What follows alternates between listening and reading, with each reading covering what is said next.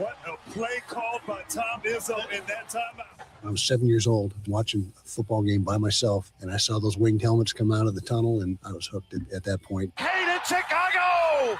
Oh, my God! Hayden with the overtime winner! Jameer Gibbs to the end zone. Touchdown, Detroit Lions. You can't cover that man one-on-one. You just can't do it. He drives, lobs to JD for a jam. You play real good, you start. You don't play as good, you work your way back in. It's the American way, except America has gotten soft. But that is the American way. That's the way it works. This is the 6-6. Jameson Williams, he's got it! Touchdown, Lions! Now it's Larkin with a burst of speed. He scores! Gives the United States the lead for the first time tonight. Opening day for the Tigers. Well, that is a special phrase for everybody across the state of Michigan, and we're glad you're with us across the great state of Michigan. I'm Matt Shepard. Trent Bally is our producer. This is X's and Bros on the Michigan Sports Network. Throughout the state, on a number of different stations in Cadillac, WKAD, the Ticket 93.7 FM. Thanks for joining us on Grand Rapids and Kalamazoo and Holland, serving from WMEX 96.1 FM, The Game. Petoskey and Charlevoix, we're on WMBN 104.7, The Ticket, Northern Michigan. And Traverse City, The Ticket, WKAD 93.7. In Lansing, WVFN 7:30 a.m., The Game. And, of course, we stream live on YouTube, on Twitter, and on Facebook. And always welcome your comments in the chat in that regard, too. The Tigers are in San Diego for the 3-game set with the Padres. It'll be Tarek Skubal, the 2-time Cy Young Award winner, against Nick Pivetta, who went 13-5 last year, and a whip under 1. It'll be his 5th career start against Detroit. Skubal, and he's 2-2, by the way. Skubal, 2nd career not against the Padres, 12-6 all-time against the National League. Takes place later tonight. One game started it all in 2026 last night. The Yankees visiting San Francisco. It was Max Fried, who led the league in wins with 19 a year ago, against, well, the guy who started 2 games for Team USA in the World Baseball Classic and was really good in Logan Webb. Logan Webb was not very good last night for San Francisco. Yankees win at 7-0. Giancarlo Stanton and Austin Wells each go 2 for 4. Trent Grisham, Ryan McMahon each driving a pair. You know what the big story was, though? Aaron Judge. Aaron Judge going 0 for 4 with 3 strikeouts. He did not have 3 strikeouts in a game at all in 2025. What's the big deal? It's one day. His team won the game. He struggled out of the gate a year ago and still ended up having an unbelievable season. But it's Aaron Judge. Remember, he didn't come through in the World Baseball Classic, so it is one big yuck fest at his expense. Pistons dug themselves an early hole, used a big second half to get out of it, but stumbled in overtime, and the Hawks won 130-129 in a final to snap Detroit's 4-game win streak. Impressive display for Atlanta. This is the balance you have to try and find as a fan, member of the media, perhaps as a coach. Atlanta was really good. Is that because Detroit was bad? I'm not sure. I do know this. Atlanta made 18 triples. They grabbed 50 rebounds. That was a problem. 18 offensive rebounds, where Detroit didn't seem to, it's not that they didn't care. It's just didn't box out properly. Ball goes a different direction than you were anticipating. Other team, quote unquote, wanted it more. Find that hard to believe. Sometimes that's just a cliche. Atlanta played a full game. They were really good. 31 assists last night. They've won 10 of 11. They played really good basketball as of late. Pistons, led by Jalen Duren's 26-14. Tobias Harris had 22. Danish Jenkins had 19 points, 10 assists. Detroit will welcome New Orleans to Little Caesars Arena tonight. Lions have added more depth and competition to their offensive line. They've signed Niners guard Ben Barch. He's the 3rd offensive lineman signed by the Lions in free agency, 4th new one overall. I know what you're thinking, and I'm thinking the same thing. You've got 14 free agents for the Lions. who have signed. Only one has a multi-year deal. Cade Mays at center. Signed a 3-year contract. Everybody else, Roger McCreary to Ben Barch, all 1-year deals. And Brad Holmes has said some really encouraging things about why he's liked certain players, which begs the question, if you like him so much, why only a 1-year deal? And I'm sure there's more to that. It's not as simple as just saying, well, why didn't you just sign him to a multi-year extension or a multi-year contract then? Well, because those players probably don't want that. Those players probably would like to test the free agent market again. Maybe some of them. I'm not just saying Ben Barch. I'm just saying there's plenty of them who probably were like, well, 1-year deal is fine. I think I can get a better deal next year. It's possible, all right, of the 13. I'm just trying to keep it available there for us in the conversation. But you get 3 different offensive linemen, one via trade in Juice Scruggs, and you're thinking to yourself, man, if you only got one really good one, you'd be in pretty good shape. Remember, this team lacked a lot of depth last year. Awasika, I mean, where is he? He just signed a contract yesterday, okay? A 1-year deal. So I'm sure that this is the landscape of the NFL. I'm sure there are a lot of teams right now. Let's just build some depth with 1-year guys and you then roll them over. It's kind of like in baseball, it's your bullpen and the last few guys out of the bullpen. In basketball, it might be the end of your bench. You don't necessarily need them on long-term deals, do you? To put it unfairly, they are replaceable. And that's kind of the way it works. Red Wings are off until tomorrow when they skate in Buffalo. If you're looking at the NHL scoreboard, now, again, we talked about this yesterday. How much are you truly watching hockey? Boston beat Buffalo in overtime 4-3 last night. Toronto beat the Rangers by the same score. Rangers were officially eliminated, the second team eliminated, but I know that doesn't factor into what we're talking about. The Boston win, significant because now they have 88 points and they're 3 points up on the second wild card placer. And that is right now Ottawa, as we mentioned yesterday. Red Wings remain a point back, okay? Tonight, in case you're wondering, because Ottawa's a team you're chasing, Ottawa hosts Pittsburgh. So if you want to keep your tabs on hockey, that's a good way to do it. All right? Okay, here's the Mitch Lions Wealth Poll question. Who will start at left guard for the Lions? I know it's kind of a tough one, but I don't think they're drafting a guard early on because they have Miles Frazier, who they drafted in the 5th round a year ago. They have Christian Mahogany, who they drafted in the 4th round a couple of years ago. They just picked up Ben Barch, and then you can go other. Those are the options. Miles Frazier, Christian Mahogany, Ben Barch, or other.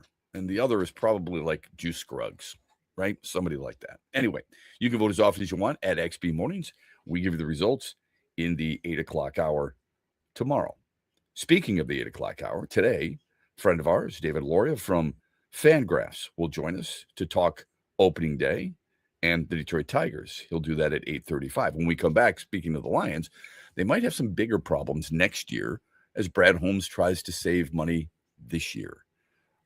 We'll discuss that when we come back. We're brought to you by Mitch Lions Wealth on a Tullymore Thursday. Stay with us. The Freddie the Pizza Man Foundation is dedicated to providing support to families and Michigan schools touched by autism. We invite you to join us in supporting these families and schools by making a donation at freddythepizzaman.com. With your donation, you can help provide essential resources that can make a real impact. Visit freddythepizzaman.com to make a donation and to learn more about the foundation's mission. That's FREDI thepizzaman.com. Together, we can make a difference. Hear that?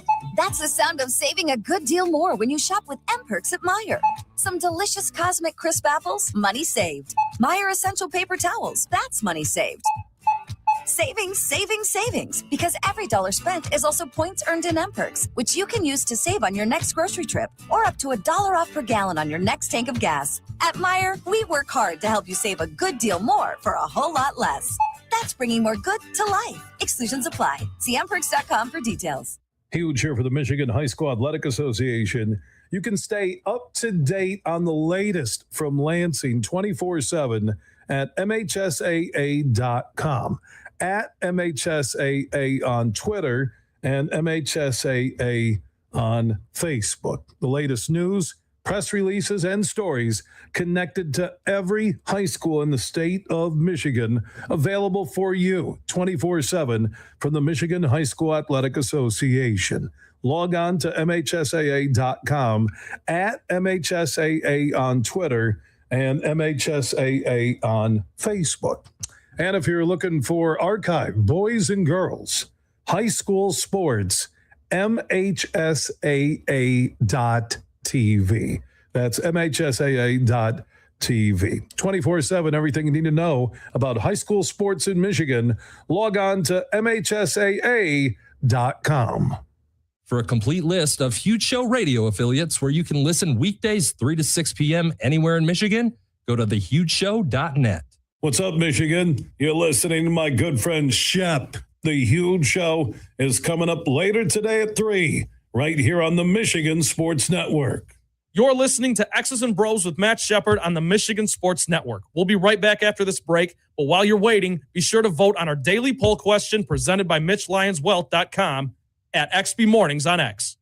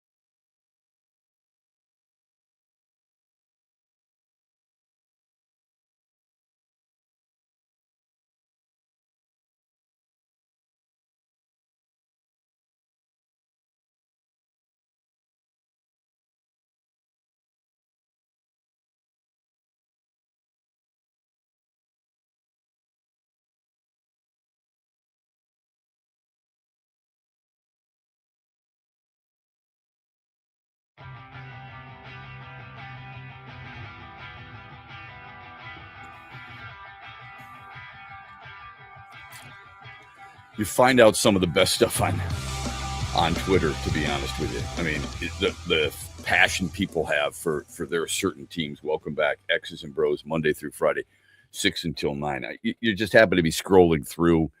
You can watch us actually on Twitter at XB Mornings, so please do. I'll retweet that out here in a moment, but I was looking up I don't know why, a Cleveland Browns account. And somebody wrote, because you get the draft coming up in April, so people get excited. I mean, so we're less than 30 days away from the NFL draft in Pittsburgh, who have 12 picks. Detroit has 9. But this one wrote, it's historically bad what the Browns did in 2012. So you think the Lions have had some bad seasons or bad draft choices? Absolutely. Every team has. We've said that over and over and over again. But, and this is not the measuring stick, but if you look at Cleveland in 2012, Trent Richardson was drafted in the first round. He was traded after a year. Brandon Whedon was drafted in the first round. He was a 28-year-old rookie, if you recall. He was gone after 2 years. In the third round, they took offensive tackle Mitchell Schwartz. He became an All-Pro in Kansas City, not in Cleveland. Their third rounder was a rotational player. Their fourth rounder was a specialist on special teams. Their another fourth rounder lasted 3 years. Their fifth rounder played 1 year. Their sixth rounder didn't. Another sixth rounder was strictly a depth piece. And then their seventh rounder was a backup for a year or two. They had 2 first rounders. So when people say, Brad Holmes, he can do great stuff when he's got multiple first rounders and blah, blah, blah. I'm like, wait a minute, hold on. There's plenty of teams. And again, the Browns are not the standard. There's plenty of teams that have had 2 first rounders and screwed it up. And this is an example of it right there. 0 Pro Bowlers, no franchise quarterback. Best player ended up in Kansas City. It's comical. And when we talk about how disappointed we are with the Lions, and rightfully so, sometimes things are worse elsewhere. It doesn't excuse the fact by any stretch of making incorrect picks or doing what the Lions have done at times. I'm just giving you an example of where things are not always great. Now, you and I didn't think it was very great what the Lions have done in the offseason. I think that's fair to say. I don't want to speak for you, but I haven't noticed via text at 21,000, via phone calls on the Meyer hotline, 866-838-4843, or via the chat on YouTube, on Twitter, and on Facebook, that you've been pleased with the Lions offseason, that their free agent shopping was less than desirable. I get that. ESPN differs. ESPN has written an article that has judged all 32 teams and ranked the free agent classes. The number 1 free agent class goes to Pittsburgh, according to this website, ESPN.com. Michael Pittman Jr., Rico Dowdle, Jaquan Brisker, who we wanted, talked about that before, Asante Samuel Jr., and a couple others, okay? So Pittsburgh, number 1. Number 2, San Francisco. They pull in Mike Evans away from Tampa. They get Christian Kirk. Dre Greenlaw goes back, and a couple of others, all right? The Lions are 3rd. They rank the Lions offseason, their free agent acquisitions, number 3. Cade Mays, DJ Wanham, Larry Borum, Isaiah Pacheco, Rock Yassin re-signing, Roger McCreary, and Juice Scruggs as a trade. This does not include Ben Barch. Before we dive into this, let's be honest here. Neither you nor I ever heard of Larry Borum coming in. I know everybody wants the second coming of Penei Sewell. Okay? I understand that. Everybody would love to have, a rock-solid future Pro Bowler or All-Pro. They're not available, right? So what do? It's not going to be somebody you weren't expecting that, I hope. I know that's what you wanted, but I hope you weren't expecting it. DJ Wanham, yeah, that's another good one where you're like, wait a minute. Can't you get a guy? I didn't expect Trey Hendrickson. There's no Micah Parsons out there. And I was sure as hell wasn't expecting Max Crosby, despite some erroneous reports that get everybody fired up and get you through a day of sports talk radio. Most people don't. You just don't know who DJ Wanham is. And that's a problem. And plus, he's been injured. And that's an additional problem. So I get all that. All right. You never heard of Juice Scruggs. Sorry. You've heard of Roger McCreary. You've heard of Isaiah Pacheco because of the positions they play. Not many people hear of offensive linemen, at least not on your team. So here's what they write. They write, they love the dart throws, which is something you and I hate. Let's just throw it at a board and see if it sticks. They write, Detroit has more needs than it has money to throw around. But it did extremely well to take high upside swings in the margins. So they're swinging for the fences with opportunities of guys they think are going to be better this year, and they got them on low price bargain shopping. Pacheco can't be 100% of what David Montgomery was for them, but the Lions don't want that anymore. You and I would agree with that. Jahmyr Gibbs is the number one back.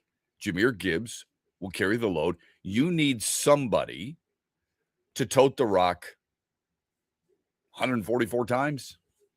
I don't know why I chose 144, by the way.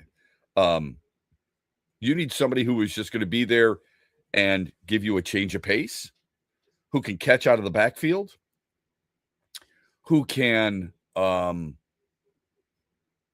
block well, and Pacheco does that, and spell Jahmyr Gibbs. Jahmyr Gibbs last year carried it, 243 times. Was that enough for you? For me, it was. I thought it's about what you want. If you look at number of rushing attempts, Jahmyr Gibbs ranked 11th in the league in that category. All right. Do you need him to carry 323 like Jonathan Taylor, who led the way? I would say no. Now, Isaiah Pacheco carried it 118 times for Kansas City. So he might get it a little bit more here in Detroit, but he might be in other certain situations than he was used to in Kansas City. David Montgomery is a guy who did not like how much he carried the rock. That was pretty obvious. He wanted out, even though I doubt we'll ever sit there and go, David Montgomery, he didn't want to be here. Gosh darn it. Why in the hell would we want him? Well, because he was here for some really good times. That's why. But his usage for the Lions was not enough for his liking. Carried it 160 times, something like that, Trent. So if Isaiah Pacheco could take that with a smile, then I think a lot of people would be happy about it. So this is what ESPN continues. The Lions also got a functional starter in center Cade Mays for $8 million per year in an offseason in which the center market was exploding. Wanham, and I think this is important, is ideally a number 3 edge instead of a number 2 option opposite Aiden Hutchinson, which tells you something you and I already knew. They were going to have to draft one anyway. Okay. At corner, McCreary can start if he's healthy. This class is filled with great value. Here's what he didn't love. I'll get to that when we come back. This is X's and Bros on a Tullymore Thursday. We're brought to you by Mitch Lyons Wealth and MitchLyonsWealth.com here across the great state of Michigan. Hear that? That's the sound of saving a good deal more when you shop with M-Perks at Meijer. Some delicious Cosmic Crisp apples, money saved. Meijer Essential Paper Towels, that's money saved. Savings, savings, savings. Because every dollar spent is also points earned in M-Perks, which you can use to save on your next grocery trip or up to $1 off per gallon on your next tank of gas. At Meijer, we work hard to help you save a good deal more for a whole lot less.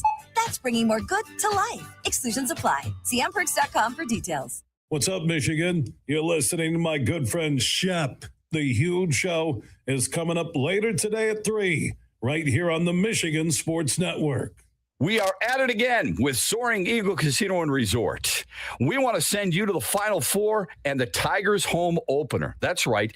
2 massive events. We call it the ultimate VIP sport trip of 2 days of incredible sports action. You and a friend win an overnight stay at Soaring Eagle on Thursday night. Then you'll be driven to downtown Detroit for the Tigers opening day festivities and, of course, the opening day ball game. You'll get a free night stay in Metro Detroit and then take a private jet to Indianapolis Saturday morning to watch the Final Four. You're going to watch the national semis, 2 games, and then come back on a private plane ride home.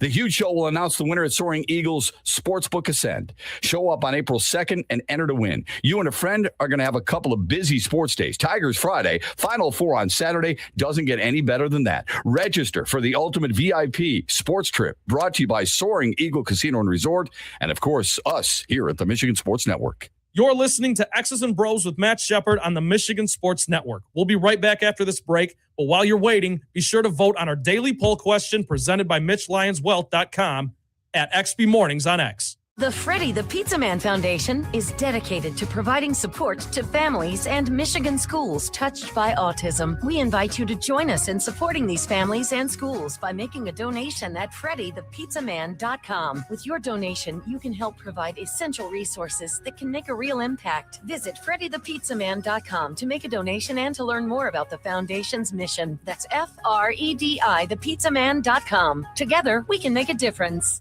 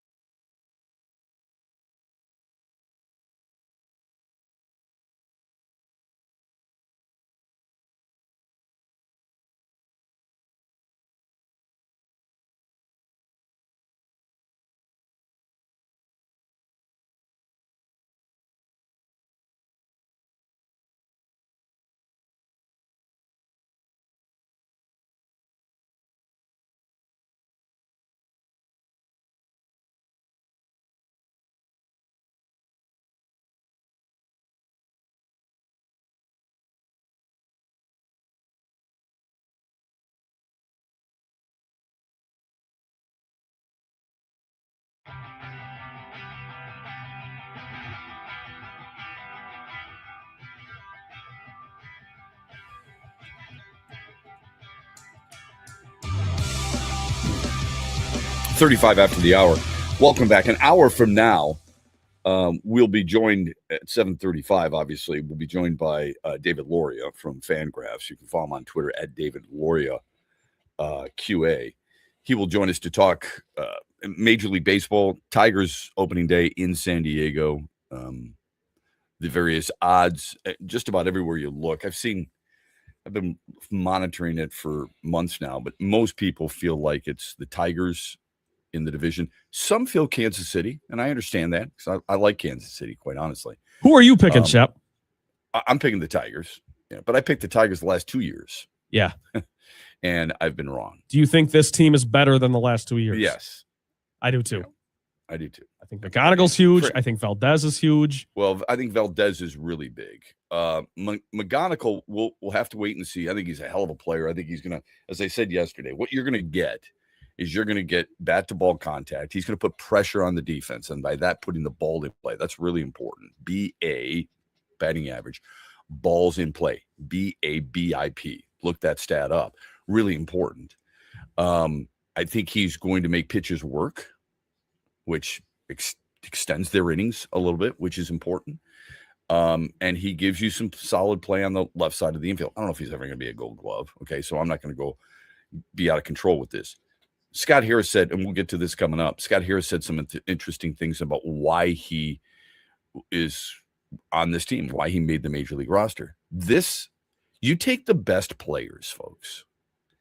And I said last week, or maybe it was earlier this week, if I were the Tigers, I would have no problem sending him to AAA for 3 weeks and then bringing him up. I think that was Monday when you were talking about that possibility. Yeah, I'd have no problem with that because that means I get team control for a 7th year for a kid who many people feel will be eventually an all-star because of his hitting tool. So that would be, if I got him for control for 7 years and I got to give up 3 weeks in one season at the beginning of a season, you think I care about that? No. But on the other hand, this is a message sent to everybody within the organization, and it's a message sent to the guys, more importantly, in the Major League locker room. And that is, we take the best players. He's one of their best players, at least in spring training. Let's hope it continues. I'm not going to put so much pressure on the kid, okay? I'm not thinking he's going to start with an 0-for-4 sombrero like Aaron Judge did last night. And I'm sure as hell not going to hold that against Aaron Judge because I think he's an unbelievable player. But Kevin McGonigal deserves the opportunity of a long runway. He's a 21-year-old who's never played past AA. I want people to remember that moving forward, please. So I don't want to hear the word bust. I don't want to hear how he's going to save this team. He's not going to save this team. That's not what the role is. The role is for him to come in, fit in, okay, and be the player that he was to be a major leaguer, to get on this team. The reason he made this team is because of the various hit tools that we just discussed. And that's what he needs to do. I want people to keep in mind, okay, at West Michigan a year ago, at West Michigan, and Dan Hasty can speak to this. He's the play-by-play voice for West Michigan, and he'll be in tomorrow. 372. He hit 372. Then he went to Erie, and he hit 254. It's a little different. When you watch Kevin McGonigal, I want you to look more at the on-base percentage than you look at his batting average. All right? Now, 3 minor league seasons, he hit 300. That's great. I'm not – when I look at minor league numbers, A and high A, I look at those just to see if they're deserving of being elevated to AA. The AA and AAA, he never played AAA, are more significant to me than the low A. Okay? AA is probably the most significant, right? Well, that's what a lot of people will tell you because that's where the young talent is. You go to AAA and you're going up against guys who have pitched in the major leagues. And that's a difference. I'm not saying they're better, but they're craftier. They work the edges. They work the zones different. They work the quadrants different. Yeah, it's a good point. It's almost like it's a completely different sport. I mean, it's still baseball. I think but it's really important when you look at what each brings to the proverbial table. That's a good way to put it. So let's use Jace Young as an example. All right. And Jace Young is a former first-round pick, and everybody looks at him and says, well, it was kind of a bust. I don't look at him as a bust. Okay, he's 25. Now, would you like to see him in the major leagues by now? Without a doubt. Last year, here's a guy in Toledo, hit 252. Is that special? Probably not. The year before, 257. Is that special? Probably not. Erie, he hit 284. So are you looking at his numbers where he was in Double-A? If you do, and you look at those numbers, 14 bombs, 284 batting average, and a slug of 563, you'd say he deserves to be up in the big leagues. I give you the numbers in Toledo just a year ago, and the numbers are not as impressive, although he did have 17 bombs. Do you think that holds him back? So which one are you going to follow? I think, like you said, most people would look at AAA as those are at least not has-beens, but guys who have MLB experience. So maybe you weigh that more? Well, it's a tough question. It is MLB experience. Is 55 games MLB experience? It's something. It's very little. Yeah, but it's more than, Very I little. guess it's more than what, I guess my point is it's more than what most of the people in Double-A have. So yes, it's I would not agree zero. with that. I would agree with that. But remember, he didn't get called from Double-A to major leagues. He went from Triple-A to the major league. Yeah, I'm just talking about him hitting that's against. a tough one. When Jace Young gets called up, I sure as hell, I wouldn't want to judge Kevin McGonigal on 55 games. No, let's put it that way. Wouldn't be fair. So to say he's got major league experience, there's an asterisk next to that. Huge asterisk. Because he is not a guy who has a ton of games or, more importantly, at-bats. He's got 126 at-bats. Come on. Let's be careful. So that's all I'm saying with him. McGonigal's got a lot more pressure on him, I would guess, than Jace Young because of where he has been viewed as a prospect in not just the Tiger system, number Nationally. one, but in the entire major leagues. Number two, Connor Griffin, number one for Pittsburgh. He's the shortstop for Pittsburgh. And Connor Griffin is a guy who was sent down by the Pirates, even though he had a really good spring for the most part. Classic Pirates. So anyway, so what's that? I said classic Pirates. That's just. Yeah, but I think it's smart. It makes personally. sense because it gets you that extra year, but it's. I would definitely do that. I mean, guess what I'm saying. It depends on Pittsburgh- who you have to take his place. Look, Pittsburgh's got some. They've spent some money. They haven't spent as much as Detroit. They've spent some money this year. So I think a lot of people might be saying something similar to that of the Tigers in the past. Classic Tigers, not spending much money. This year, they're spending $235.5 million. They're 8th in Major League Baseball. Yeah. Okay. They are by far and away in the division. By far and away. The next closest team to spend in the division are the Royals. They're at $182 million. Detroit's at 236.5. Kansas City's at 182. You wanted them to spend, they spent. Let's see if it pays off. I have said time and time again, spending money doesn't always guarantee you wins. It's how you spend it. Quite honestly, I don't mind the way they spend it. I don't like $22 million for Gleyber Torres. But the Framber Valdez, the way they've backloaded the Justin Verlander, obviously Tarek Skubal, you had to spend money. You got $32 million there. A lot of other guys get incremental updates for their contracts. I think it's so far money pretty well spent. All right. Kenley Jansen, Kyle Finnegan back into the bullpen. You would have thought $236.5 million might bring you a little bit more than just those upgrades, but they're good upgrades. Okay. The payroll in the AL Central, Detroit 236.5, The Royals at 182. The White Sox at 105.5. You want examples of why baseball needs a floor? Here you go.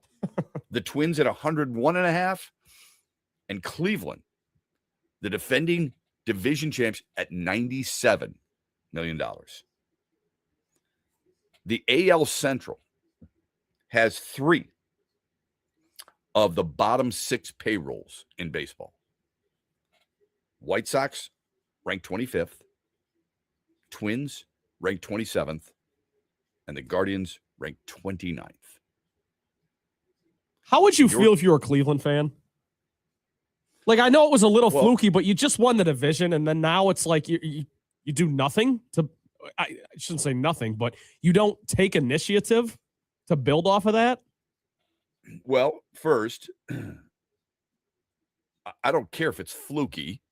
I did it, right? Exactly. You won the division. It shouldn't matter.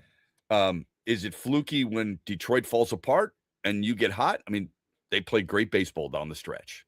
They won a division in Major League Baseball. That's the point. But here's the thing, and quite honestly, they won the division 2 years ago as well with 92 wins. Yeah. So I guess my question would be, you said typical Pirates. It's typical Cleveland too. Yeah, so that's why I asked, like, how do you think Cleveland fans feel?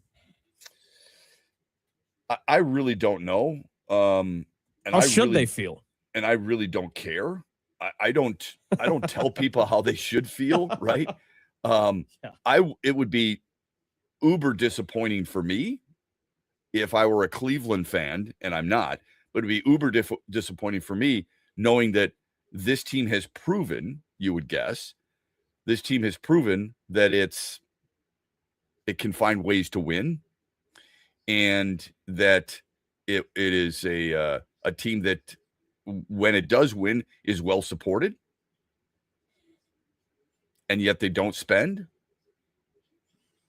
So, yeah, I mean, how could you not feel anything other than that? Yeah, it's the not spending part that's, well, it's somewhat of a head scratch. It's being that low. Like, don't be 29th in payroll, you know? Sure.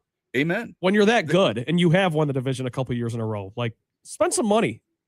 Yeah, I mean, when the only team you're spending more than is Minnesota, or I should say Miami, excuse me, then that's a problem. But like you said, you and I were just talking about, if you're asking me, or if you say it's the same old Pirates, Cleveland ranked 25th a year ago, so and they won it in 2024 when they won it all and have more wins. They ranked 24th. It's not like they've been top half on a regular basis. Who spent in 2024? Who spent more money, Cleveland or the Tigers? I would guess Cleveland. Cleveland, but not by much. Not by much. So, and yet they had over 90 wins, which is what I think it's going to take to win the division this year. But that goes Kansas City's pretty good. That goes back to where I feel like Tigers fans have this narrative in their heads that the Tigers don't spend money, because in the last 2 off seasons, they have a little bit more than they did back in 2024. You know what I mean? Yeah. Last year's off season, when you say they spent more money, what do you mean? I mean, what, $15 million on Gleyber Torres, $15 million on Alex Cobb? Yeah. Who didn't throw a pitch? Yeah, exactly. I'm not saying it was good money, but they at least spent money. And in 2024 and before that, Tigers fans got that idea in their head and can't let it go. And that's why you still hear some of them saying Chris Ilitch doesn't spend money. It's like, they are. Well, they spent more money in the previous off seasons. I think people want big contracts. They want big names, even though they got it in Javier Baez. Yep. And people conveniently forget that. And that was a big contract. I'm not sticking up for Chris Ilitch here at all, because I think there were some ill-advised contracts, number one. And number two, they could have gotten other players. The thing that we have to remember is similar to what the Lions are going through. There's a reason the Lions aren't spending a ton of money in the offseason, is because that money is going to their homegrown products. You may not like it. I may not necessarily agree with it. You may not like the timing either.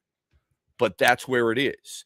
They've got their best player at running back, their best player at wide receiver, their best player at quarterback, their best offensive lineman, their best defensive lineman, soon to be their best linebacker, their best safety. All those guys have been rewarded. You can't reward everybody. All those guys have been rewarded. For the Tigers, they were building on the same concept. Our left fielder's homegrown. Our right fielder's homegrown. Our center fielder's homegrown. Our first baseman's homegrown. Our future shortstop, third baseman, Cole Keith, or I guess second baseman, third baseman, is going to be homegrown. Our catcher is going to be homegrown. That's why they didn't spend the money. Yeah. So where are they going to spend it? They're going to spend it on pitching. And they did to a certain extent, even though they had three guys, they thought, at least 4 years ago, three guys who were going to be top-end rotation guys, Skubal, Mize, Manning. So if I ask you, and I know your answer on this, but just to remind our audience, like, how do you feel the Tigers have done in spending money on pitching this offseason? I think really well. I do too. I think it's really hard to deny that. When you get one of the best lefties and one of the best starters and one of the most durable starters in Framber Valdez, you get Justin Verlander on a friendly deal, and you get the back end of your bullpen. They have depth.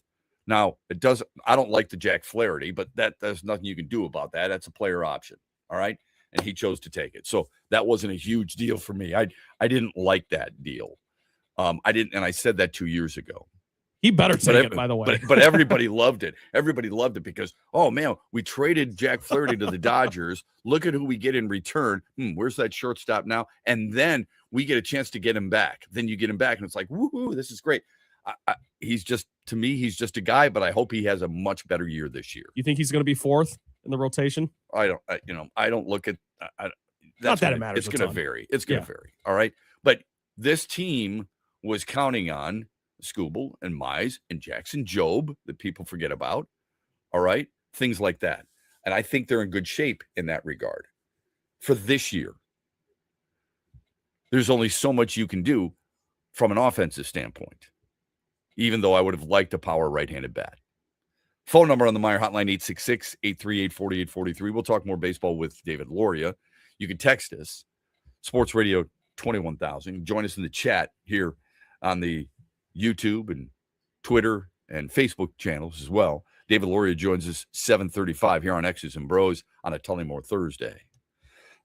You've worked hard for decades saving in pre-tax retirement plans like 401ks and IRAs, saving on taxes now. But as your retirement now approaches, you're going to get taxed at rates you have no control over. Hi, I'm Mitch Lyons, founder of Mitch Lyons Wealth. Your 401k balance isn't worth what your statement says. You could lose thousands of dollars to taxes, and those distributions can impact other areas of your retirement like Social Security and Medicare. Could a Roth IRA conversion be of help to you? You've probably heard of Roth conversions, but it can be confusing. Should you convert all at once or over time? Where should you pay the taxes from? How do you know for sure? Get our free personalized Roth Blueprint analysis today to find out exactly what makes sense for you. Your Roth Blueprint could potentially increase your lifetime wealth by thousands of dollars. So get your free Roth Blueprint today. Text Blueprint to 844-867-8335. That's Blueprint to 844-867-8335. Or go to MitchLyonsWealth.com, your best game plan to protect, grow, and win retirement.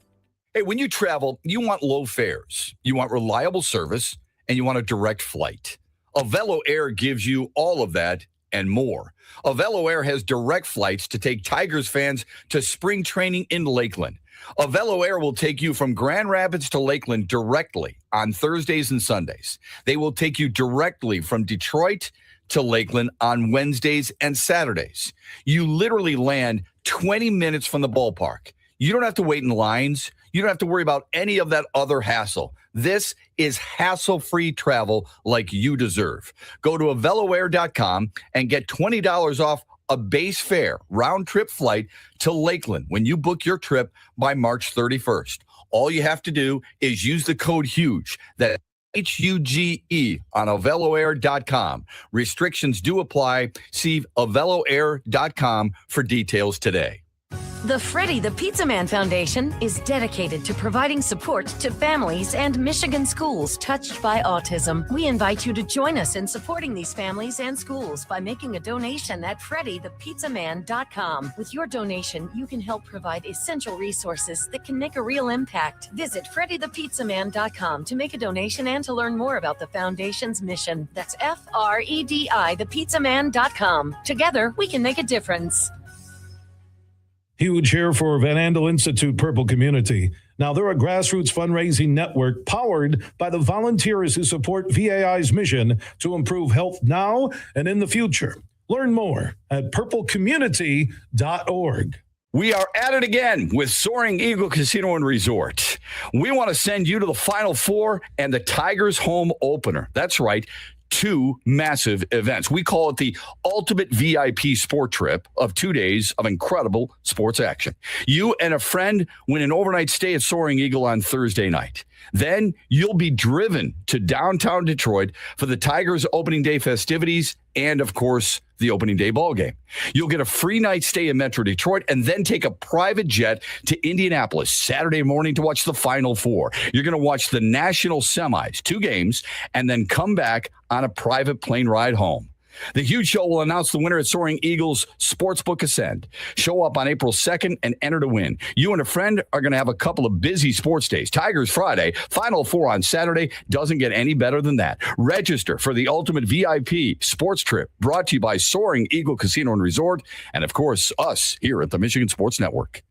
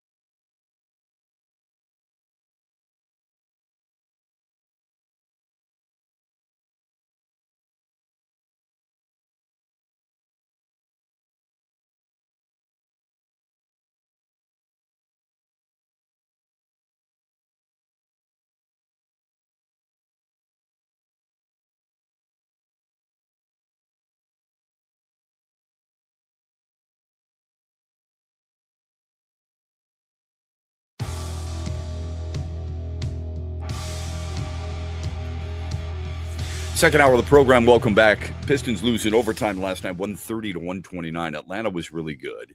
I suppose there's a part of you that might say Detroit wasn't very good. I know Trent's got some JB Bickerstaffs on. I want you to hear this. JB Bickerstaff, after his team falls, it's they'd won 4 in a row. They'd looked good. Last night, the first half was awful. It was just flat out awful. But they've really found some energy in the second half. Meanwhile, you get an Atlanta team that grabs 50 rebounds, hands out 30 assists, shoots 48%, knocks down 18 triples to Detroit's 9 triples. Therein lies part of the problem that many people have. You and I believe in this team. Most national people look at the Pistons and go, the three-point defense and the inability to shoot threes is a concern. Double whammy. It's a fair concern. Yeah, it's a double whammy. Here's JB Bickerstaff on the loss.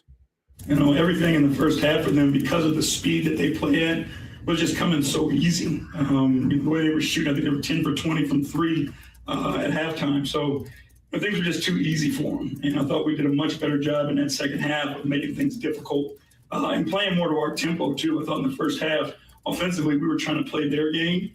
In the second half, we settled in, played our tempo, and we're much better. Pistons scored 40 points in the third quarter. Atlanta scored 35 or more in each of the first 2 quarters. They scored 25 or less in the next 2. But overtime was the difference, and Atlanta wins it 130 to 29. They have won 10 of 11. I know that doesn't sit well with a lot of people. We automatically think because our team has more wins than the other team, and it's a home game, that they should win it. And they're coming off a win over the Lakers, who we automatically perceive to be better than Atlanta, so this should be a win, quote unquote, right? Again, I don't think home court, home field, home ice always matter. Ask the Red Wings from Ottawa, ask the Giants from the Yankees game last night, and ask the Pistons last night as well. You can ask the Pacers if you'd like, because the Pacers were at home and they lost to the Lakers. You could ask the Cavs if you like.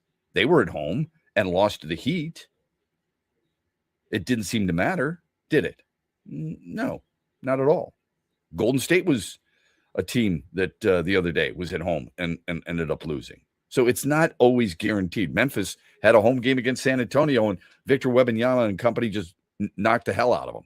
Wembanyama, 19 points, 15 rebounds. So it's not always a guaranteed thing. You called it yesterday too, Shep, when you mentioned the Hawks are playing really good basketball. This is why it's important to pay attention to what the trends are. Because like you said, in win total, not great, but they're playing very good basketball right now. Very good basketball. Now, in fairness to those and who the Pistons feel aren't. like that's and feel like, that's not the case. They have beaten teams like the Nets and the Wizards and the Trailblazers and the Bucks and the Magic and the Bucks again and the Mavericks and stuff like that. So it's not like that's the elite of the elite, but you're still playing good basketball. I disagree that when you say the Pistons aren't. Pistons have won 4 in a row. Pistons have been playing good basketball. I think what I mean is compared to the first 3 months of the season. Well, yeah, it's like that's a little and they're without Cade, so that's a tough bar. They're also without Isaiah Stewart. Yes. Look, you score 129 points, and more oftentimes you're gonna win a game that way. Of course. I think the thing that should be most concerning for Pistons fans, it's a little sample size. It's one game, for crying out loud, is their defense. This team has gotten to this point. Hell, they've only got 20 losses, 52-20, because primarily of their defense. Their defense was non-existent in the first half. Specifically 3-point defense. And when you see Atlanta shoot 48% on the game, shoot 18 triples on the game, and a team that was more physical and just seemed to, quote unquote, wanted more, that might be the troubling part. I think it's going to get corrected tonight. So I doubt there's any concern whatsoever, nor should there be after one flipping game. It's going to get corrected tonight because they welcome New Orleans, and the Pelicans are 32 games out in the West. The Pelicans are also a team that is 10 games out of the final playoff spot and has already been eliminated. So I'm not worried about it. But moving forward, I think as a whole, when you see what this team has done this year, as much as we appreciate it and enjoy it, the defense against the triples, the lack of triple threat is something that might have you slightly concerned as the playoffs loom. And I don't blame you one bit for that. Tigers will play the Padres tonight. It's Scooble against Pivetta.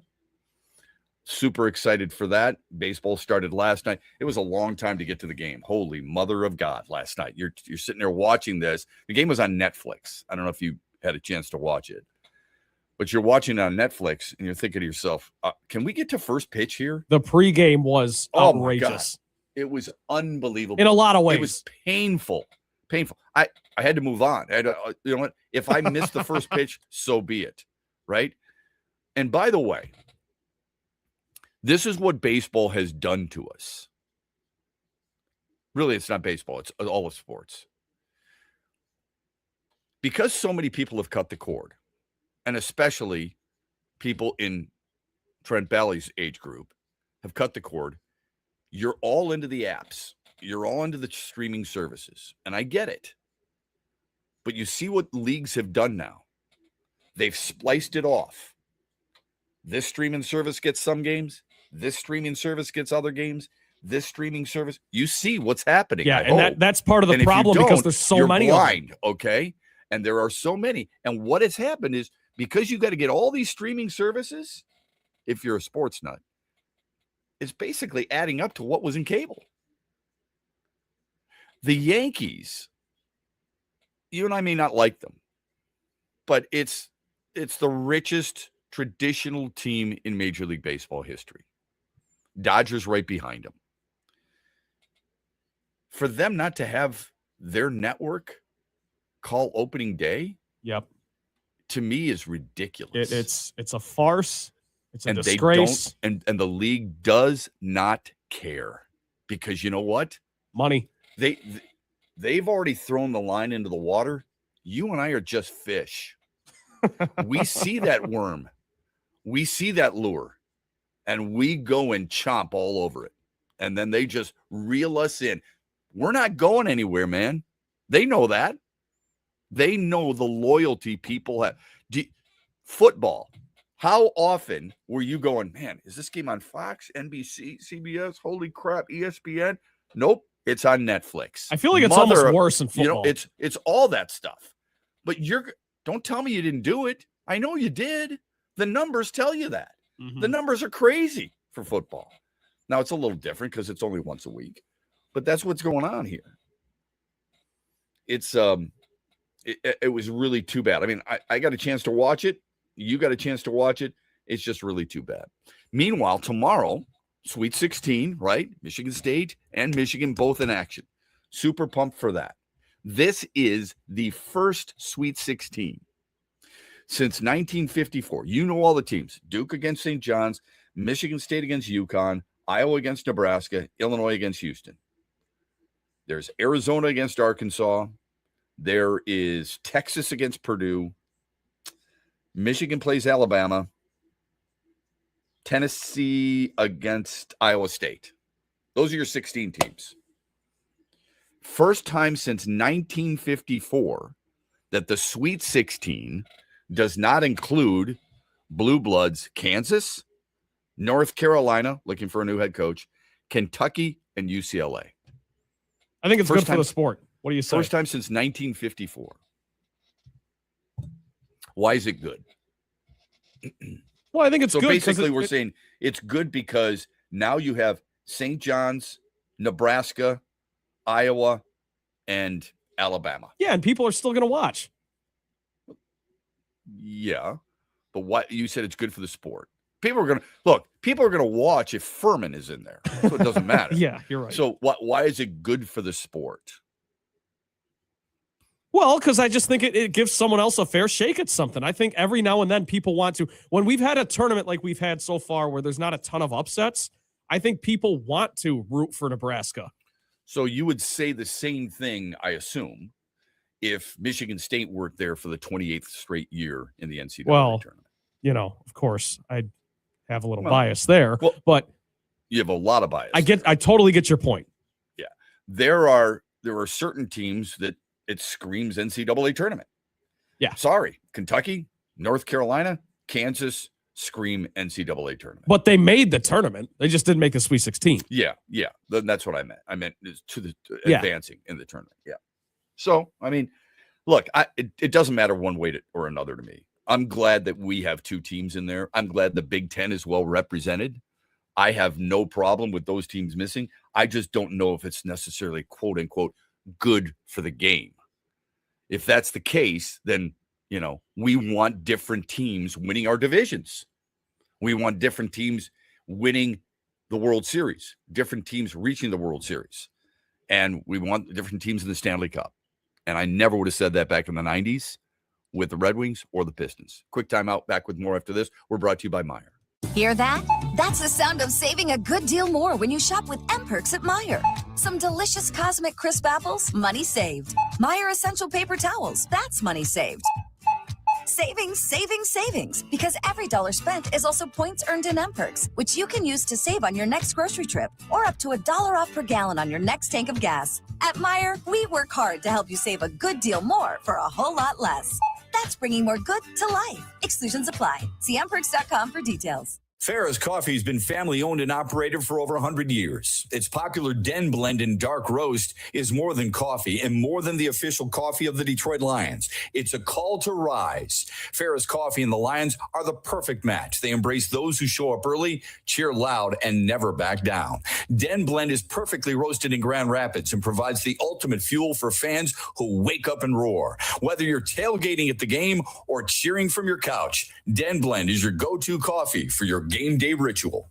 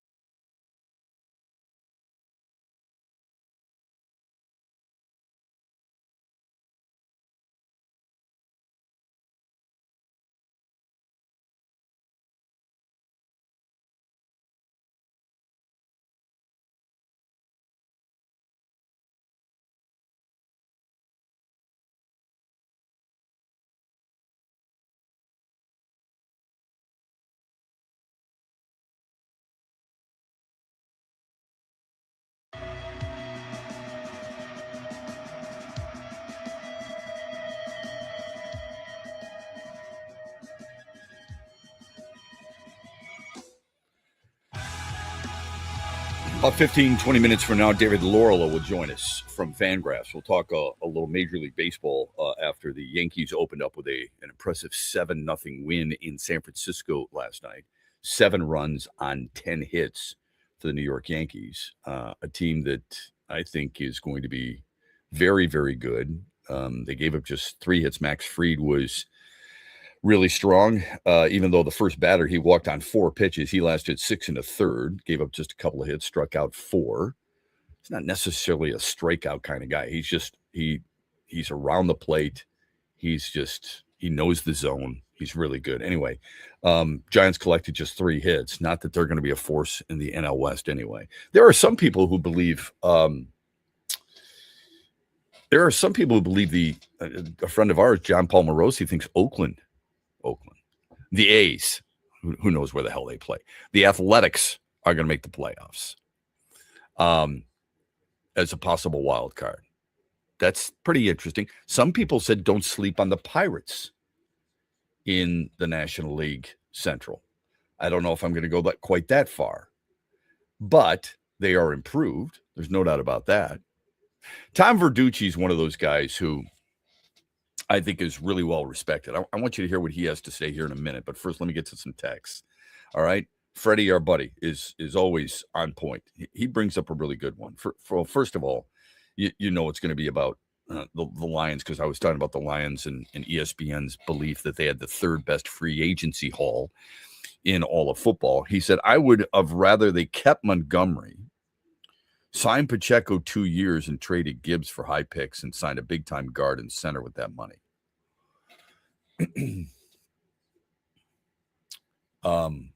No. Thank God they didn't do that.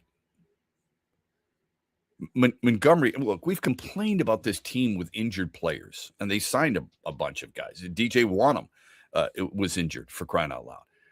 Montgomery has not looked the same since his injury a couple of years ago. Isaiah Pacheco is not a bell cow.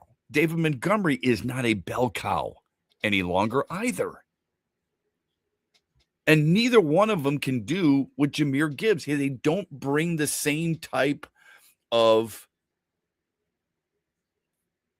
challenge for defenses that Jahmyr Gibbs does. Now, where we might agree is I wouldn't sign Jahmyr Gibbs to an extension. Maybe that's what you might be getting at. I would not be early hey, I'm going to give you what Atlanta's going to do for Bijan Robinson. I play it out, and then I franchise tag him. Easier said than done, I know, depending on the money, because of how running backs get worn out. That sounds crass, I know, but I can't help it. That's how I would feel. A big-time guard, you drafted a guard a year ago.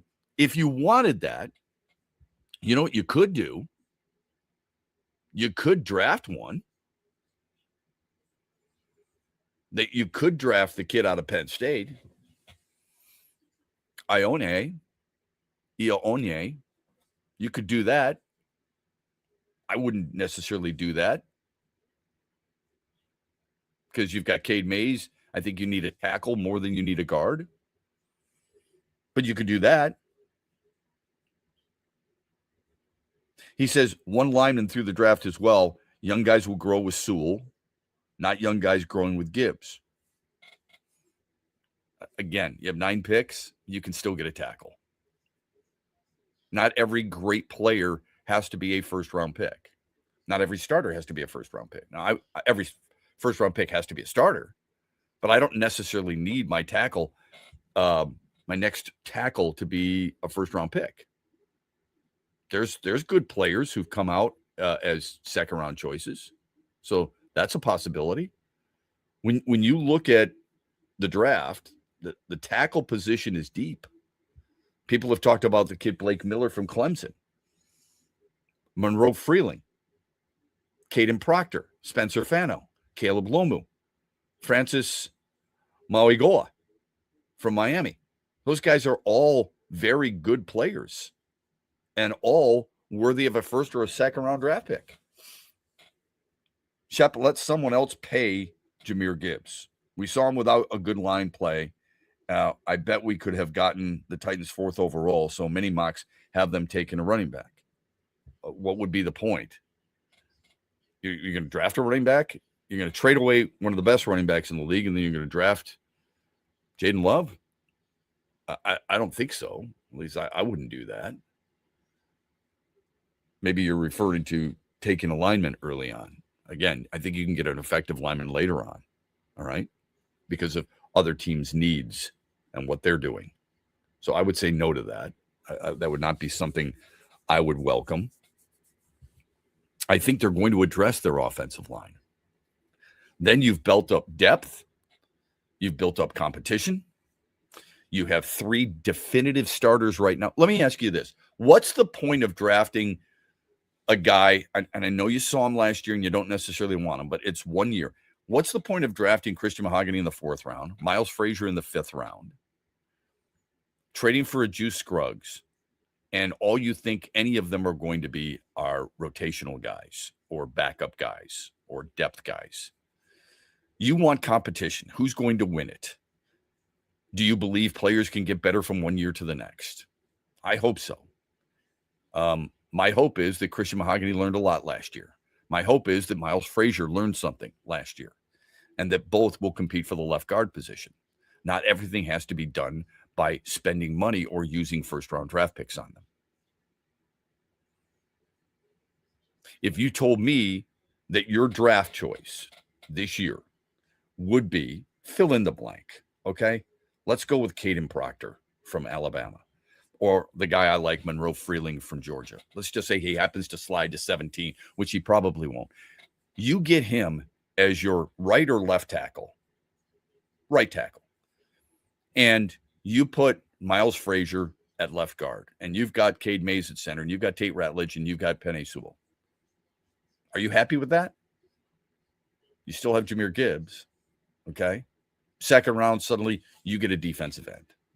I'm just, this is based on need. I'm not saying this is the way you do it. I'm just saying this is the way it goes, all right? And suddenly you get a TJ Parker from Clemson. He's 6'3", 260 pounds, good player. A Gabe Jackas from Illinois, one of those guys in the 2nd round. Suddenly, all right, he's going to be one of those guys who would probably start for you. And then you get DJ Wanham coming in as a 3rd defensive end. And that's the reason you're drafting him, right? And then you trade up and you get a Brandon Close, South Carolina, as a cornerback. You feel better? I do. And you still kept your playmakers, your difference makers. Jahmyr Gibbs is a difference maker. Doesn't mean that I'm going to go out and tear up his contract and give him a new one right now. I'm just telling you, he's a difference maker. David Montgomery's not. Isaiah Pacheco isn't. He wasn't necessarily a difference maker for Kansas City, man. But he's a good secondary back. David Lorela from Fangraphs is going to join us when we come back. We'll dive back into some baseball. More text to get to because there are more that deserve to be read, and we'll get to that here. But first, David Lorela from Fangraphs. He joins us next. I'm looking at TV right now. I'm watching a Major League Baseball promo, and it's Ice Cube swinging a bat. It's hilarious. This is a Tullymore Thursday. We're back after this, brought to you by Meyer. Huge here for the Michigan High School Athletic Association. You can stay up to date on the latest from Lansing 24/7 at MHSAA.com, at MHSAA on Twitter, and MHSAA on Facebook. The latest news, press releases, and stories connected to every high school in the state of Michigan, available for you 24/7 from the Michigan High School Athletic Association. Log on to MHSAA.com, at MHSAA on Twitter, and MHSAA on Facebook. And if you're looking for archive, boys and girls, high school sports, MHSAA.TV. That's MHSAA.TV. 24/7, everything you need to know about high school sports in Michigan. Log on to MHSAA.com. We are at it again with Soaring Eagle Casino and Resort. We want to send you to the Final Four and the Tigers home opener. That's right. 2 massive events. We call it the ultimate VIP sport trip of 2 days of incredible sports action. You and a friend win an overnight stay at Soaring Eagle on Thursday night. Then you'll be driven to downtown Detroit for the Tigers opening day festivities and, of course, the opening day ball game. You'll get a free night stay in Metro Detroit and then take a private jet to Indianapolis Saturday morning to watch the Final Four. You're going to watch the national semis, 2 games, and then come back on a private plane ride home.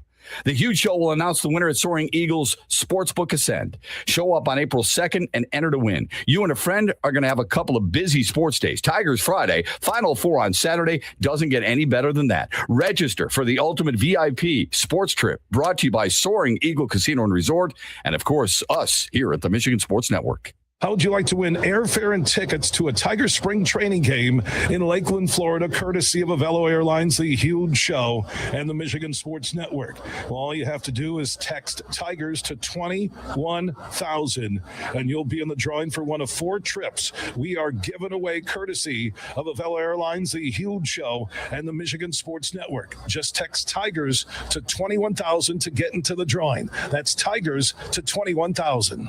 You're listening to X's and Bros with Matt Shepard on the Michigan Sports Network. We'll be right back after this break, but while you're waiting, be sure to vote on our daily poll question presented by MitchLyonsWealth.com at XB Mornings on X. What's up, Michigan? You're listening to Shep. Don't forget the Huge Show later today at 3 on the Michigan Sports Network.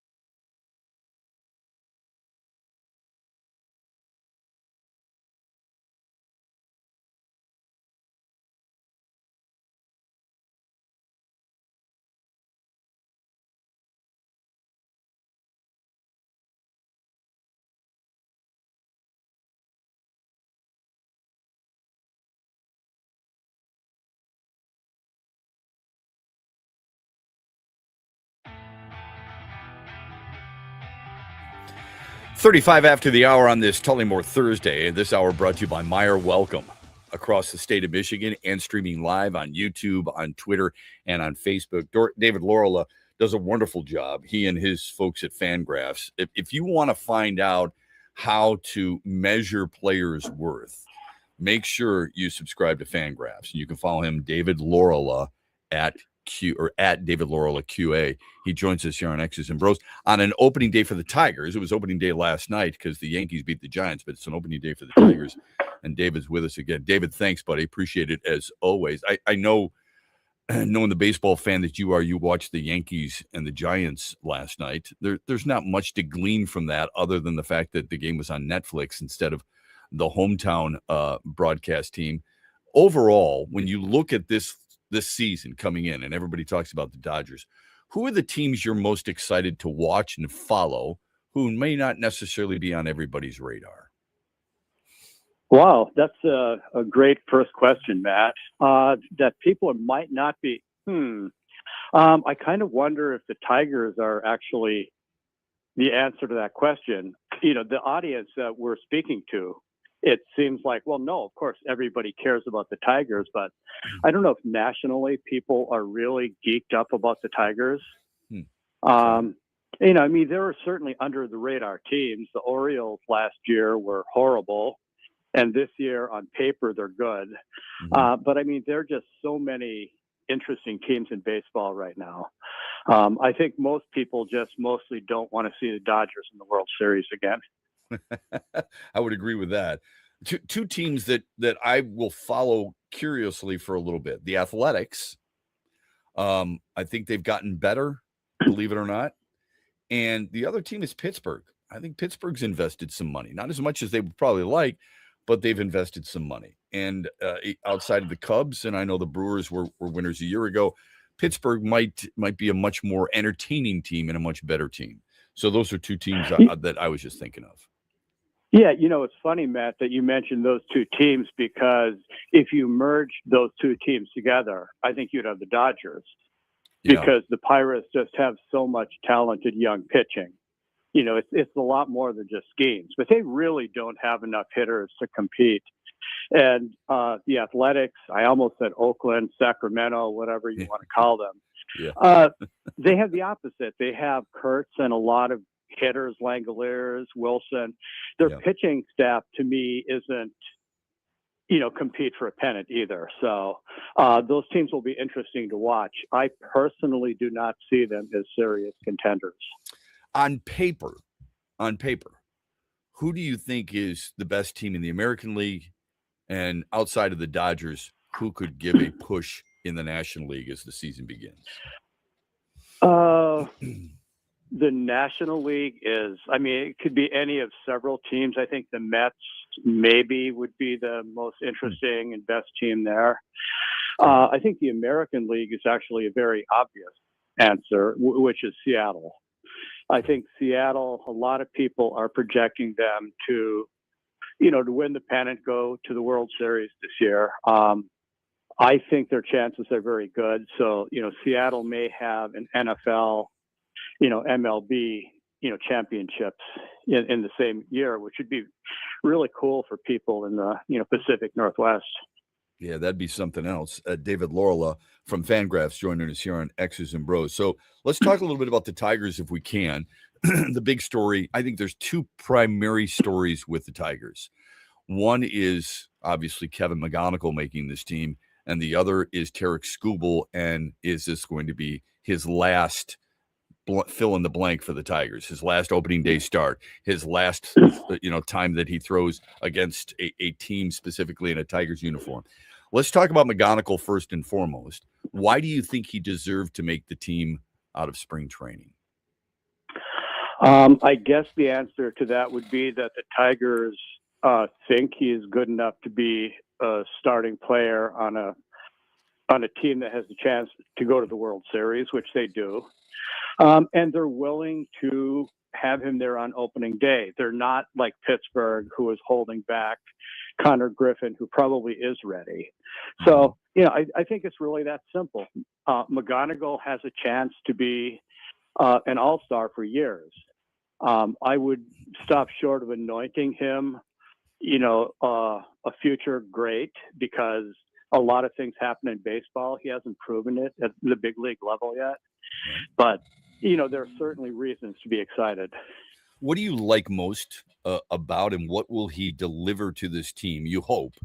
I'm not going to put a lot of pressure on him. It's unfair. But what do you think he will bring to this team that it had been lacking?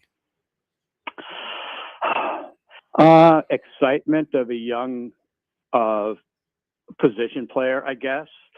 I have only spoken to McGonigal once, and that was an extensive conversation about hitting in the fall league. And I was very impressed with, just his whole approach is so mature. He speaks like somebody who has been in the big leagues for 10 years as far as knowing how to approach pitchers, how to approach his craft. And he knows he's a good hitter. That really came to the fore. He didn't sound in the least bit arrogant, but he sounded very comfortably confident, I guess would be a way of putting it. He can hit. I've suggested this. He's a bat to ball guy, so that means he's going to put pressure on the defense. He's also a guy who has a very good eye at the plate, which tells you he might make pitchers work deeper in counts. How important are those two factors, do you think, for any player on any team, but especially this one? The Tigers certainly, and they're not alone, but the Tigers, yes. Working counts, putting the ball in play is important. I think we are starting to see a trend that for more balls in play, as opposed to, accept the strikeouts hit for power. The caveat to that is it's easy to say and hard to do because pitching is so good. Yeah. Velo and movement it's never been like this in baseball before. So if the Tigers can put out a lineup that puts the ball in play, that is certainly going to improve the amount of runs they score. And with, McGonigal especially, when he squares the ball up, it's going to go a long ways. He doesn't have to try to hit for power. Okay. What do you expect? I thought they might address the right-handed power hitting lack thereof in the offseason. They didn't. They're going to expect, Torkelson to do what he does, 30 bombs or more. They're going to expect the home runs to rise a little bit from a guy like Dylan Dingler. What do you expect from specifically the right side of the plate for Detroit? How do they find the power there? Because that's lacking. That's a really good question. And I agree with you that they probably should have done more to address that in the offseason. Most of their quote unquote better hitters are left-handed. Right. I'm pretty certain they're not going to face a lefty starter in the first two series. They certainly will out of the bullpen, but yes, they need some more juice. I think Torkelson will probably replicate what he did last year. Mm-hmm. It was a good season, but it was not a great season. So I think the Tigers probably need him to step it up and be more than just simply a good hitter. Mm-hmm. Vierling coming back will help, but Vierling is not really an impact hitter. I think he's just a good solid hitter. Yeah. Dingler is young too. So, you may get it there. Jahmai Jones hits lefties, but he hasn't proven it that he can do it year over year. So, yeah, the Tigers have some question marks with right-handed hitters. What do you like about their starting pitching and their bullpen? I love the bullpen. I know that when we just did our power rankings, easy for me to say, positional power rankings at Fangraphs, which is our projection system, the Tigers ranked significantly lower than I would have expected. But this team has three closers right now. Jensen, Vest, and Finnegan all had over 20 saves last year. Holton and Herder are pretty good lefties for the pen. I love the Tigers bullpen. That will come up with a caveat that you always have to give when you're talking about relievers. Relievers are as volatile, as any position in baseball. So that's good. starters, the 1-2 punch is fabulous with Skubal and Valdez. After that, I may be a little concerned, especially depth-wise. If any one or two of Joe, Melton, and Olsen, were healthy now, fully healthy, those are three excellent young pitchers, and they're not there. So if you get an injury or bad performance from Verlander, who is is he 60 years old yet? He's getting there. He's getting, yes, we all do, right?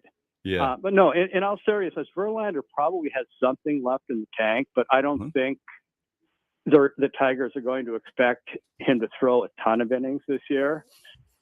Flaherty, to me, is kind of a mixed bag. And Mize, the Tigers need Mize to replicate what he did last year. I think he won, 13, 14 games. 14 games. Yeah. And I think he had an ERA under 4. The peripherals show that he maybe wasn't quite that good. The Tigers need to have a third pitcher this season who having a very good year if they're going to win the division.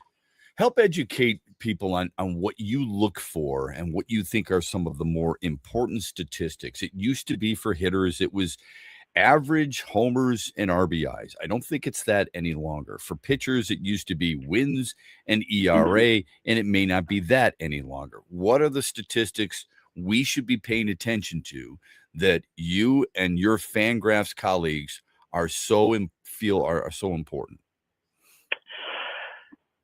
This is going to sound like a funny answer, maybe, Matt, but I think that the quote unquote, antiquated stats, old school stats that you just mentioned, they are important because they're showing some of the production that you're doing. There's so many other stats though. Something as simple as weighted runs created plus, WRC plus. Right. I always look at for a hitter because it shows what they are doing relative to the rest of the league. If 100 is average. So if Torkelson comes out this year and does like a 125, he is 25% better than the average hitter, in baseball. And that factors in things like how much he's getting on base, what kind of power, that he's producing. Pitchers, strikeout rate has obviously become, very important because if you miss bats, you don't have to worry about I think duck fart is a Texas league or some of those terms falling in, ground balls going through holes in the infield, or maybe not having great defenders to capture balls. That's important. But that said, there are pitchers who historically don't strike out a ton of guys, but you look up at the end of the year and wow, they had put up really good numbers. So yeah, there are a ton of stats. The team in the division that you think is most challenging for the Tigers to fend off as they gun for a division championship? Projections say that it is the Kansas City Royals.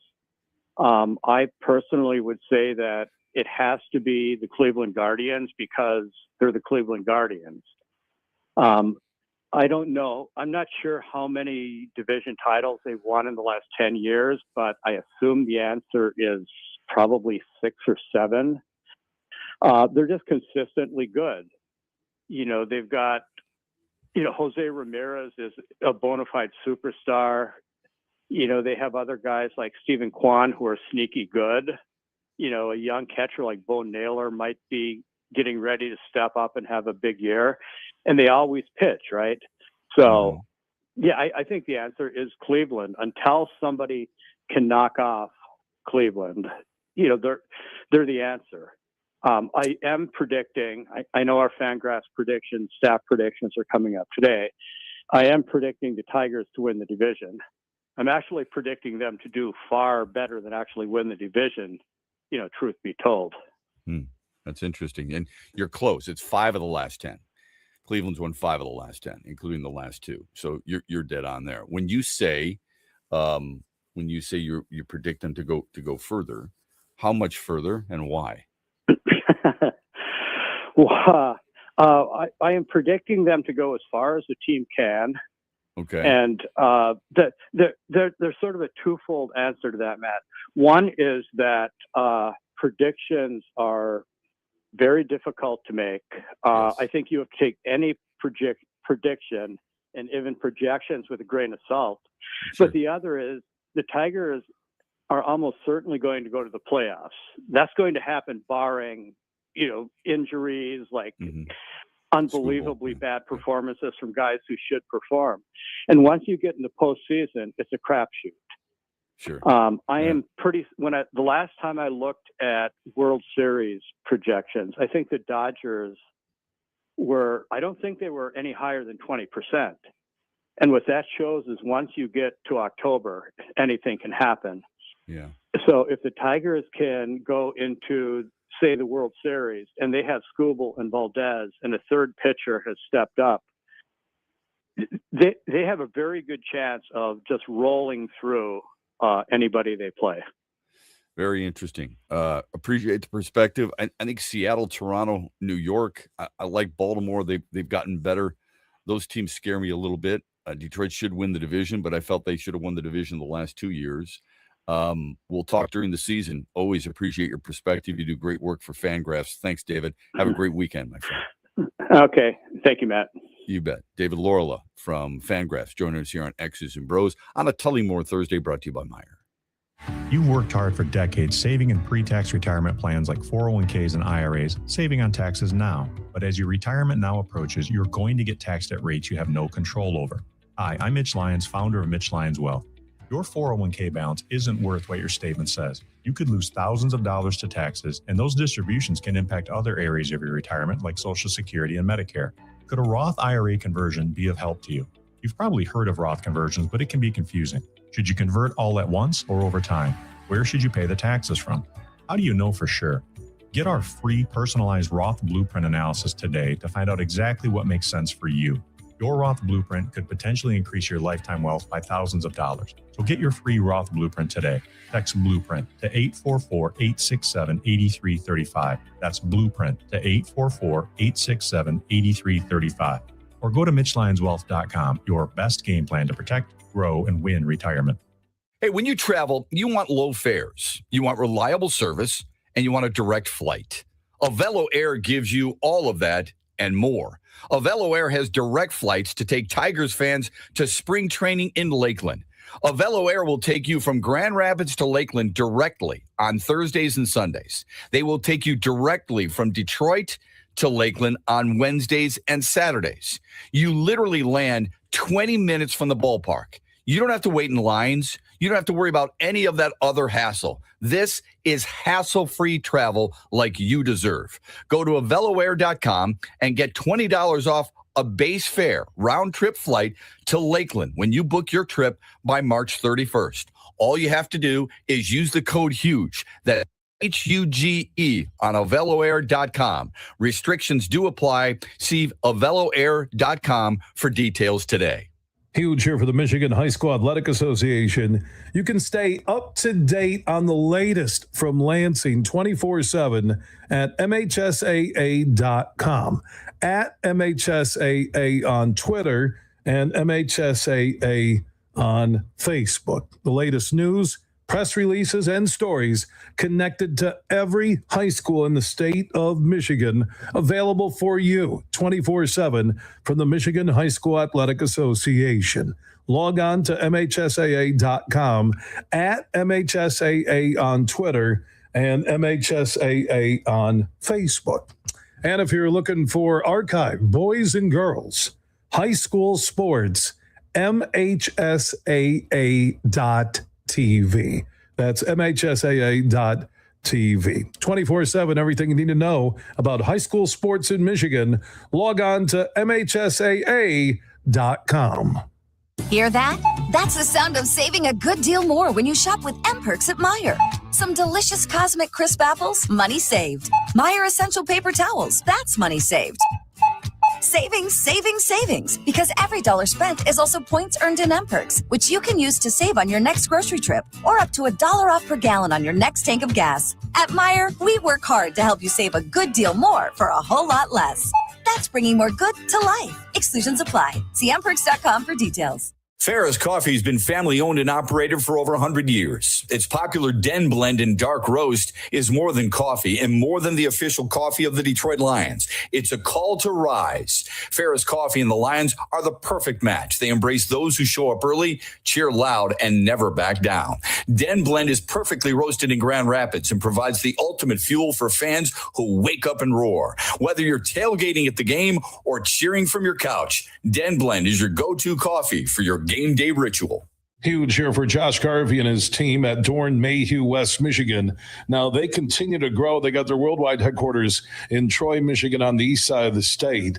They are worldwide. They are the leaders when it comes to accounting, CPA, and business needs. Simple and easy. Just Google Dorn Mayhew.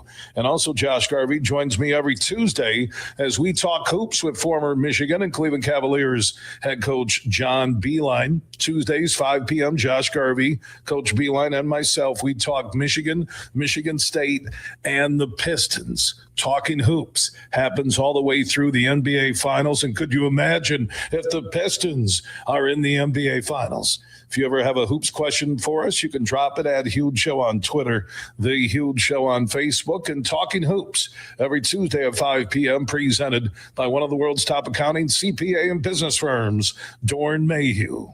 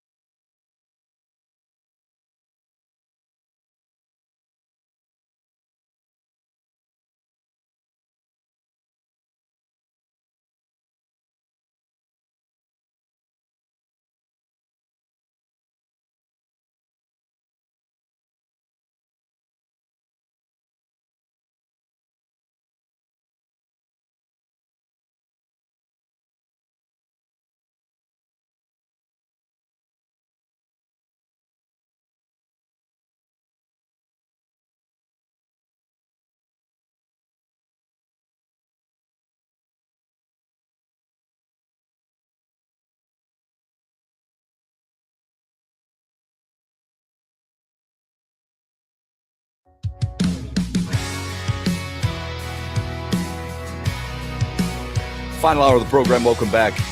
X's and Bros throughout the state of Michigan.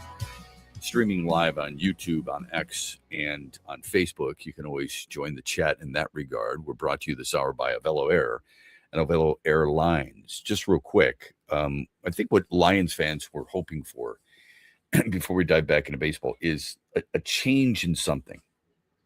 A change that allows you to almost reinvent the left side of your offensive line. Once Taylor Decker left, it's like, okay, let's reinvent the left side of the offensive line. It's similar to what the Eagles did in their wide receiver room. If you recall, back in 2020, they had guys like John Hightower and Jalen Rieger and Greg Ward and JJ Arcega-Whiteside. That was their wide receiver room.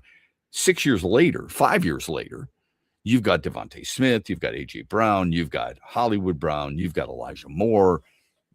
You've completely changed, and the success comes along with it. Now, it's more than that, of course, but I'm just using that as an example. That is one way that Philly fans drew a lot of optimism, and I think Lions fans would like to feel the exact same way. Our Mitch Lions Wealth poll question today, by the way, who starts at left guard for the Lions? I don't know, that's tough to answer right now, but we ask you, is it Miles Frazier, Christian Mahogany, Ben Barch, or other? Vote as often as you like, because they just signed Barch to a 1-year deal. He's the guard for San Francisco, but also has been an injured player. There was a knee injury he had in 2022 where probably a lot of people thought it was career ending. And that's another issue that people have with the Lions, that they're constantly bringing in guys who've had injuries. I would remind you, there's a lot of guys who've had injuries in the National Football League, but some of these are significant injuries. There's a difference between being hurt and being injured. Last year, Barch was hurt. He missed some time with an ankle. He missed some time with a foot and then got shut down. In the past, the 2022, the knee injury, that's a serious issue. Anyway, just you can vote as often as you want at XB Mornings. We'll give you the results tomorrow in the 8 o'clock hour. How frustrated do you think fans should be with that situation? Well, I think the it's trend hard to of avoid. signing. I do. I think it's really hard to avoid. Do you think people in Houston today are saying it's awesome that we traded for David Montgomery? Or do you think they're saying, I'm worried because David Montgomery's been hurt? I think it's probably mostly the former. I think they're more excited than worried. But you're exactly right. It has to be mentioned. His injury history has to be mentioned. So I'm sure there's a fraction of the fan base that's not fired up about it, because they also might have loved Joe Mixon. But that's another guy who gets hurt. It's a good example. Really good example. Yeah. So they might feel like it's tit for tat. It's the same thing. You're not getting any better. You're not getting any worse. It's not fixing the problem. Yeah, I don't know, man. I mean, I think a lot of it depends on your point of view and what your team is interested in, what they've done in the past or what they haven't done in the past. And I think that's part of the problem that people have with the Lions, right? They feel like Brad Holmes needs to change, but that Brad Holmes hasn't changed. Does that make sense? Yeah. Okay. Yes, it does. And I think Marcus Davenport is the worst, one of the better examples, but one of the worst parts of this whole thing is the fact that they've just kind of said, we're good with what we got, and you haven't given Aiden Hutchinson the help that people want to see. And Marcus Davenport has just been such a disappointment. Yeah, I think this is the way I look at the signing of Marcus Davenport. I think of Scott Mitchell. When the Lions brought Scott Mitchell in as a free agent from Miami, even though he had limited starts, I thought that's awesome because they haven't been very good at drafting quarterbacks. My problem was signing him to a second contract. I had no problem bringing him in for the first one. I didn't like the second one. I had no problem with the Lions bringing in Marcus Davenport, and I doubt you did either. It's when they said, we're going to bring him back, is where you had the issue. Right, because when you first bring them in, the idea is low risk, high reward if they stay healthy. But then when they prove to you, and I think he played 2 games this first season in Detroit, then it's like, that's when it gets frustrating if you then bring them back, after they played 2 games for you, for crying out loud. Yeah, look, again, it depends on where you're at. Did you notice that Coyote Awasika was signed by the Chargers? Yes. Okay. Last year, he started 4 games, I think. Yeah, I read this starter. yesterday. Yeah. Okay, 13 games. Did you see the feedback that the Chargers got on that signing? I did not. Oh, this is a great depth guy. Okay. Leaves Detroit.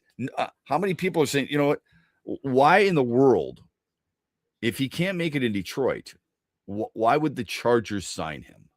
Right. Like Lions fans are like, oh, we just lost a great depth guy. No, we didn't. And by the way, they need 2 tackles. And that, or at least they lost 2 tackles last year. Joe Wald expected to come back. But bottom line is they expect to improve that part of their team. Absolutely. So do the Lions. We're signing depth guys, and we're pissed. And I'm not saying we shouldn't be, but we're pissed. Chargers are signing an X-line as a depth guy, and they're like, hey, this is great. Yeah. Meanwhile, the Lions have a need at the same spot, and they're willing to let him walk. So it's all about perspective. You're right. Yeah. So that's why I say it's about perspective. Shep, let's see here. I got one on this end, if you want me to read it. Detroit won't want to face Charlotte and or Atlanta in the playoffs. Charlotte's played pretty well. I like their 3-point shooting. I think they would test the Pistons, but I don't think they should fear the Pistons. Shep, top D line at 4, top offensive line at 17 is what I would mean. That's from Freddie, who wanted to trade. Shep, this is another text. I love the love for Reese Olson from fans and the media is nauseating. What does everybody see in him? It's wild. He's not a starter. He's a back end of the bullpen guy if he can stay healthy, and he can't. Well, I don't disagree with the fact that he can't stay healthy because he has never made more than 22 starts in a season, and he has never thrown more than 112 innings in a season. Some of that is due to the way the team uses him. I do believe he has starter stuff. I don't know if the injuries would be less if he played a different role or not. I think he's a good back rotation starter. But to your point, a back rotation starter is going to make more than 22 or 18 starts in a season. I would love to see him get through a season. If you put him in a role of Drew Anderson this year, where he's a long reliever, would that be different for him? Would he be able to stay healthy? I don't know that. And I don't think you do either. And the reason is he got hurt after 68 innings last year. So I think he can be a back-end starter or a long reliever. So I understand the frustration, and I do think it is rather ironic that people bring that up on a regular basis. Jackson Jobe is absolutely a starter. Troy Melton, absolutely a starter. But if you told me that Reese Olson, they were going to move to the bullpen and use him in a couple innings work, I would say I'm fine with that. I thought they should have done that with Matt Manning, quite honestly. I thought at the end of his career, Justin Verlander would be a closer. And I wouldn't have had a problem with that. He could come in and work an inning for you and kick the crap out of a team and extend his career. Like when the Tigers brought back Victor Martinez. That was terrible, he writes. Yes, I understand that. Our phone number on the Meyer hotline is 866-838-4843. You can text us, Sports Radio 21000. This is the Tullymore Thursday. We're glad you're with us here on X's and Bros, and we're brought to you this hour by Avello Airlines and AvelloAir.com. It's time to go on the court. DraftKings Sportsbook is an official sports betting partner of the NFL. Download the DraftKings Sportsbook app today and use code HUGE for a special offer when you sign up. That's code HUGE, only at DraftKings Sportsbook. This is Ed Kongursky from the Sweet 16 in Chicago. Friday's matchup against Alabama could be lights out entertaining. The Crimson Tide lead the country in scoring at 91.5 points per game. Michigan not far behind, ranking 9th at 87 per outing. Bama loves the long line, jacking up 35 attempts a game, making 436 on the season. Both also tops in the nation. Dusty May says his guys need to anticipate well and be quick to the ball. He stresses there should be joy in competing. If that's the case, get ready for 2 hours of basketball bliss between two of the most aggressive and talented teams left standing. DraftKings Sportsbook is the #1 sportsbook for live betting, and it's built for March. DraftKings Sportsbook is delivering the most generous rewards in the market. This isn't a tournament you bet and forget. It's one you react to. With DraftKings, the #1 sportsbook for live betting, you're not betting what might happen. You're betting what's happening. Possession by possession, play by play, live lines, props, next play outcomes. As this March Madness chaos unfolds, the bracket will break. So don't just watch the unexpected. Why don't you bet on it? New to DraftKings? Bet $5 and get $200 in bonus bets instantly. Here's what you do. You download the DraftKings Sportsbook app now. Use the code HUGE. That code is HUGE. Turn $5 into $200 in bonus bets instantly in partnership with DraftKings. The crown is yours. If you or someone you know has a gambling problem, wants help, call 1-800-GAMBLER. 21 years or older, Michigan only. Eligibility restrictions do apply. Bonus bets expire 7 days after issuance. For additional terms and responsible gaming resources, see dkng.com/audio. This is a limited time offer. Farrah's Coffee has been family-owned and operated for over 100 years. Its popular Den Blend and Dark Roast is more than coffee and more than the official coffee of the Detroit Lions. It's a call to rise. Farrah's Coffee and the Lions are the perfect match. They embrace those who show up early, cheer loud, and never back down. Den Blend is perfectly roasted in Grand Rapids and provides the ultimate fuel for fans who wake up and roar. Whether you're tailgating at the game or cheering from your couch, Den Blend is your go-to coffee for your game day ritual.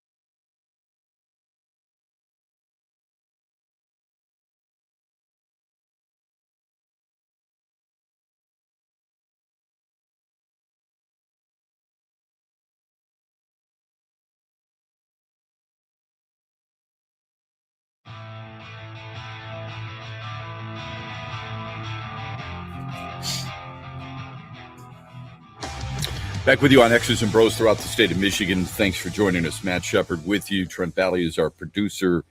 We talk a lot about who the coach of the year is in the NBA. It should be J.B. Bickerstaff, I would think.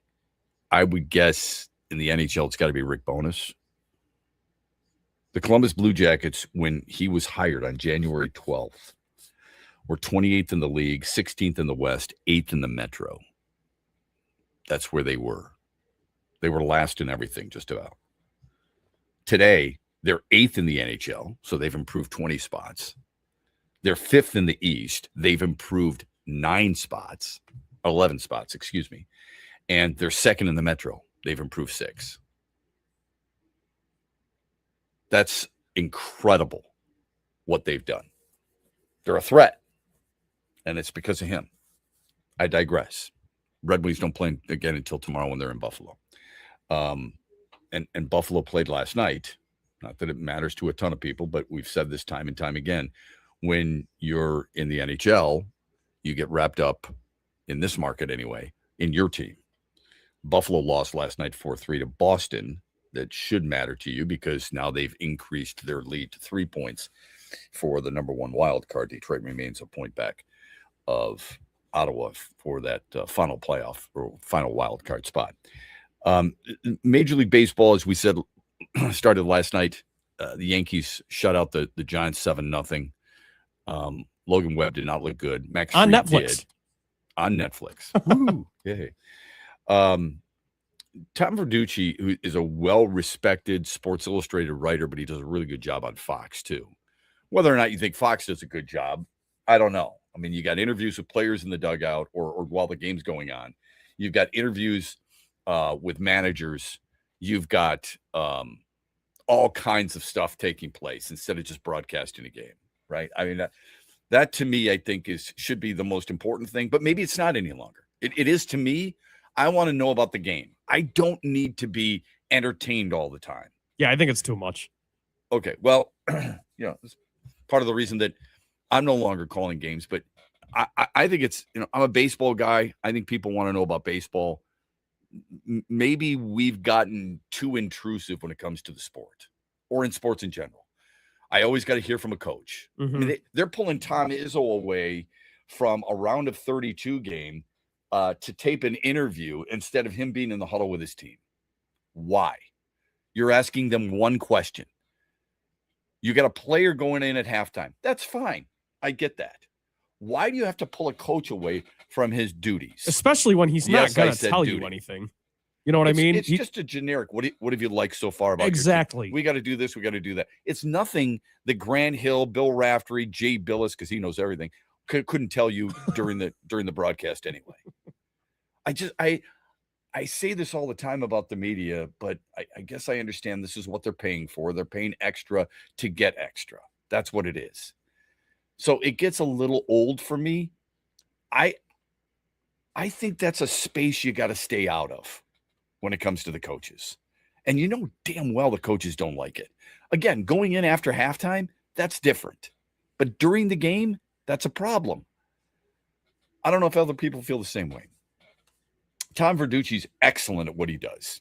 He really is. He's so good. He's so knowledgeable about baseball. He asks really good questions, and he gives great analysis, and he does it quickly, to keep the flow of the broadcast going. This is what he had to say about the Tigers recently and how he feels about their prospects of 2026. Go ahead. Well, you see the 6-hole there, Kevin McGonigal there, to me is a real key here. I didn't think that was a World Series offense, but he can be a difference maker. Very athletic guy. He's going to put the ball in play. I think he's going to hit. Listen, I love their pitching. This is a deep staff, as deep as anybody. You've got JV, Justin Verlander getting back there in Detroit. How exciting is that? But I think McGonigal and maybe even Max Clark joins this team between now and the end of the season. I think it's going to be a better offensive team than what it was last year. When they lost that big lead, it was because they flat out didn't hit. And I think they're less prone to strikeouts, less prone to slumps. So Detroit has, I think, now a World Series capable roster. Wow. Man, World Series capable. He's not predicting them to go, but they're capable of it. I don't think their roster is as good as New York's. I don't think their roster is as good as Toronto's. I don't think their roster is as good as Seattle. I don't think their pitching is as good as Seattle. Toronto, I like Toronto's starting pitching depth a little bit better, but I like Detroit's bullpen more. So would you put Detroit on the short list of teams? Like, let's say there's 10 teams, for the a third American of the league. Yes. Yeah, I would. Okay. Yeah. If a short list is 5 teams, I think Detroit is there for sure. Nice. Okay. Boston's going to have something to say about it too, by the way. In fact, if you were going to go some bold prediction, I don't know if it's not bold if you say the Tigers are going to win the division. No kidding. They should win the division. That's the expectation. They're favored to do so. Well, they should, yeah. But depending on who you talk to, the expectation is there. It has to be. But it's been there for the last 2 years. Mm-hmm. And the last 2 years have been disappointing, regular season-wise, okay? Even playoff-wise 2 years ago. If you were going to do something bold, mine would be this. Framber Valdez will lead this team in innings pitched. Oh, wow. Like you said, bold, but yeah, I could see that happening. Okay. Dylan Dingler is going to hit 20 homers. Love that. Okay. He hit 12 last year. I think he'll hit 20 this year. Okay. I don't think that's a heavy lift. He's going to play the majority of the games. It's a hard thing to do for catchers. I understand that. But let me give you a quick example. I mean, Riley Green went from 11 to 24. All right. Riley Green's second year, his first year was limited because of injury. His second year, he hit 11 homers. The following season, he hit 24. So I think Dylan Dingler can do that. That's a lot for a catcher. Or I shouldn't say it's a lot. That's a good number for a catcher. And I think Dylan Dingler has that capability. Now, the problem is he's such a good defensive catcher, although I saw a couple of rankings the other day, top 10 catchers. Dingler was 10th in all of baseball. One, he didn't make it. How many catchers a year ago hit 20 home runs? Well, Cal Raleigh sure did. It's a demanding position. Shea Langoliers did. His power came late. There are only, I think there's 7. Let me think about this. Let me look back. Hold on my notes. Cal Raleigh, Shea Langoliers, Hunter Goodman, Salvador Perez, Austin Wells, Augustine Ramirez, and Yanier Diaz all hit home runs, 20 or more. 1, 2, 3, 7, 4, 5, 6, 7 guys. So it's not an easy thing. That's why it's a bold prediction. The last thing is Riley Green will have fewer homers, but more RBIs. He'll have fewer than 36 homers, but he'll have more than 111 runs driven in. Do you think anyone cares more about that than the strikeouts? Just wondering. Do more people care about? I hope you care more about the run production than you do the strikeouts. I would hope so too. I'm just talking about in the city and that fan base. When people talk about Riley Green, I hope they're willing to look more at the production than the shortcomings. It doesn't matter. All that will matter is that he has fewer strikeouts than he had a year ago. Once you hit that 200 plateau, yikes, that's when people start to kind of freak a little bit, I think. So if I don't know if that's necessarily a bold prediction, it could offset. I don't know if people in Washington are talking about James Wood striking out 221 times. I don't know. I doubt people in Philadelphia are talking about Kyle Schwarber striking out 197 times because he hit 56 home runs. Yeah, they're definitely not. Okay. So that to me doesn't matter. Although, they might bring up the World Baseball Classic championship game against Venezuela and say, you struck out in the 9th inning, damn it. Why didn't you go yard? So I think that I do think there's something there. My hope is that Riley Green will cut down on the strikeouts. The RBIs will be up and people will focus on that. But I hoped that a year ago and I didn't get it. Final results of the poll question and some more Lions discussion on the other side of X's and Bros after a quick timeout. This show is flying by on a Tullymore Thursday brought to you by Avelo Airlines. Hear that? That's the sound of saving a good deal more when you shop with M-Perks at Meijer. Some delicious Cosmic Crisp apples, money saved. Meijer Essential Paper Towels, that's money saved. Savings, savings, savings. Because every dollar spent is also points earned in M-Perks, which you can use to save on your next grocery trip or up to $1 off per gallon on your next tank of gas. At Meijer, we work hard to help you save a good deal more for a whole lot less. That's bringing more good to life. Exclusions apply. See mperks.com for details. DraftKings Sportsbook is the #1 sportsbook for live betting, and it's built for March. DraftKings Sportsbook is delivering the most generous rewards in the market. This isn't a tournament you bet and forget. It's one you react to. With DraftKings, the #1 sportsbook for live betting, you're not betting what might happen. You're betting what's happening. Possession by possession, play by play, live lines, props, next play outcomes. As this March Madness chaos unfolds, the bracket will break. So don't just watch the unexpected. Why don't you bet on it? New to DraftKings? Bet $5 and get $200 in bonus bets instantly. Here's what you do. You download the DraftKings Sportsbook app now. Use the code HUGE. That code is HUGE. Turn $5 into $200 in bonus bets instantly in partnership with DraftKings. The crown is yours. If you or someone you know has a gambling problem, wants help, call 1-800-GAMBLER. 21 years or older, Michigan only. Eligibility restrictions do apply. Bonus bets expire 7 days after issuance. For additional terms and responsible gaming resources, see dkng.com/audio. This is a limited time offer. You are listening to X's and Bros with Matt Shepard on the Michigan Sports Network, but you don't need to be in Michigan to tune us in. Search XB Mornings on X or X's and Bros on YouTube. Make sure you listen weekly to our Moving Ferris Forward interviews with Ferris President Bill Pink and other leaders who are moving Ferris forward. Find out more about Big Rapids and Ferris and what they have to offer at ferris.edu.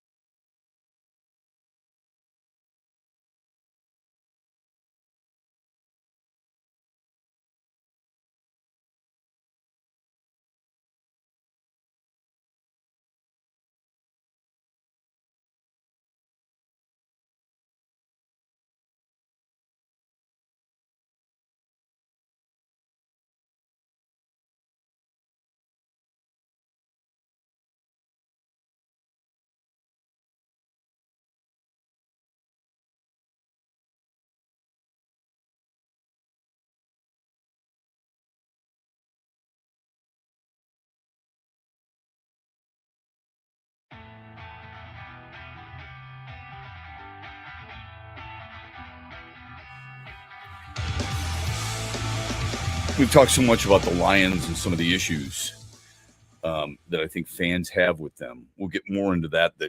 The bigger problems that I know the Lions are aware of, but I'm not sure fans are aware of. But this only gives fans more ammunition when they start complaining about the Lions. I will get to here in a moment. First, let's get to a text.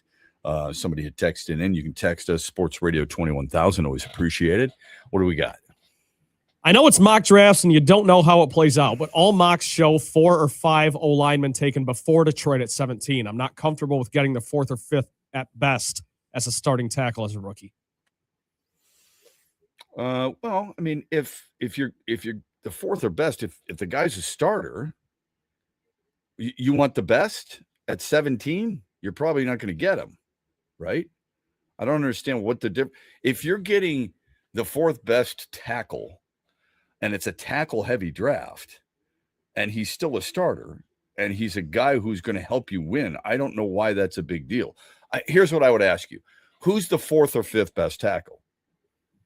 Because if you look at CBS Sports, if you look at NFL.com, if you look at NBC Sports, they pick Spencer Fano, the offensive tackle for Utah. Okay? Some people feel like he's a top 10 pick overall, and yet they have him at 17 going to Detroit. Okay? Some people have Caleb Lomu. Pro Football Network, TJ Randall, has picked him. He's the other Utah tackle at 6'6", 313 pounds. He's been a consensus pick as a top 20. Well, what would be wrong with that if you had a guy of that type of stature? And like I said, he's a big guy. Okay, 6'6", 313 pounds. If you look at Fano, also from Utah, he's a massive dude as well. All right, and he's got I mean, the short arms or whatever. I mean, it's 6'5", 311 pounds. People have complained a little bit about his arm length. They didn't against Penny Sewell for some reason. But anyway, what if it's an offensive tackle like Monroe Freeling, who I like, from Georgia? Well, NFL.com, 2 NFL.com writers have Detroit taking him. He's 6'7", 315 pounds. And he's a bit green, but he could fit the role. What if it's Blake Miller, an offensive tackle from Clemson? Because Tom Fornelli of CBS Sports has the Lions taking him. And he's 6'7", 317 pounds. What? There's 4 guys right there. You're not comfortable with the 4th best tackle? Which one of those guys? In some places, I think it was ESPN, had them taking Caden Proctor of Alabama. There's 5 tackles I just named. And I'm glad you're naming them because it's so easy to just say, I don't want the 4th or 5th best tackle. It depends who it is, man. So let's put it this way. You've got Freeling, you've got Miller, you've got Fano, you've got Lomu, you've got Proctor. Those are 5 tackles.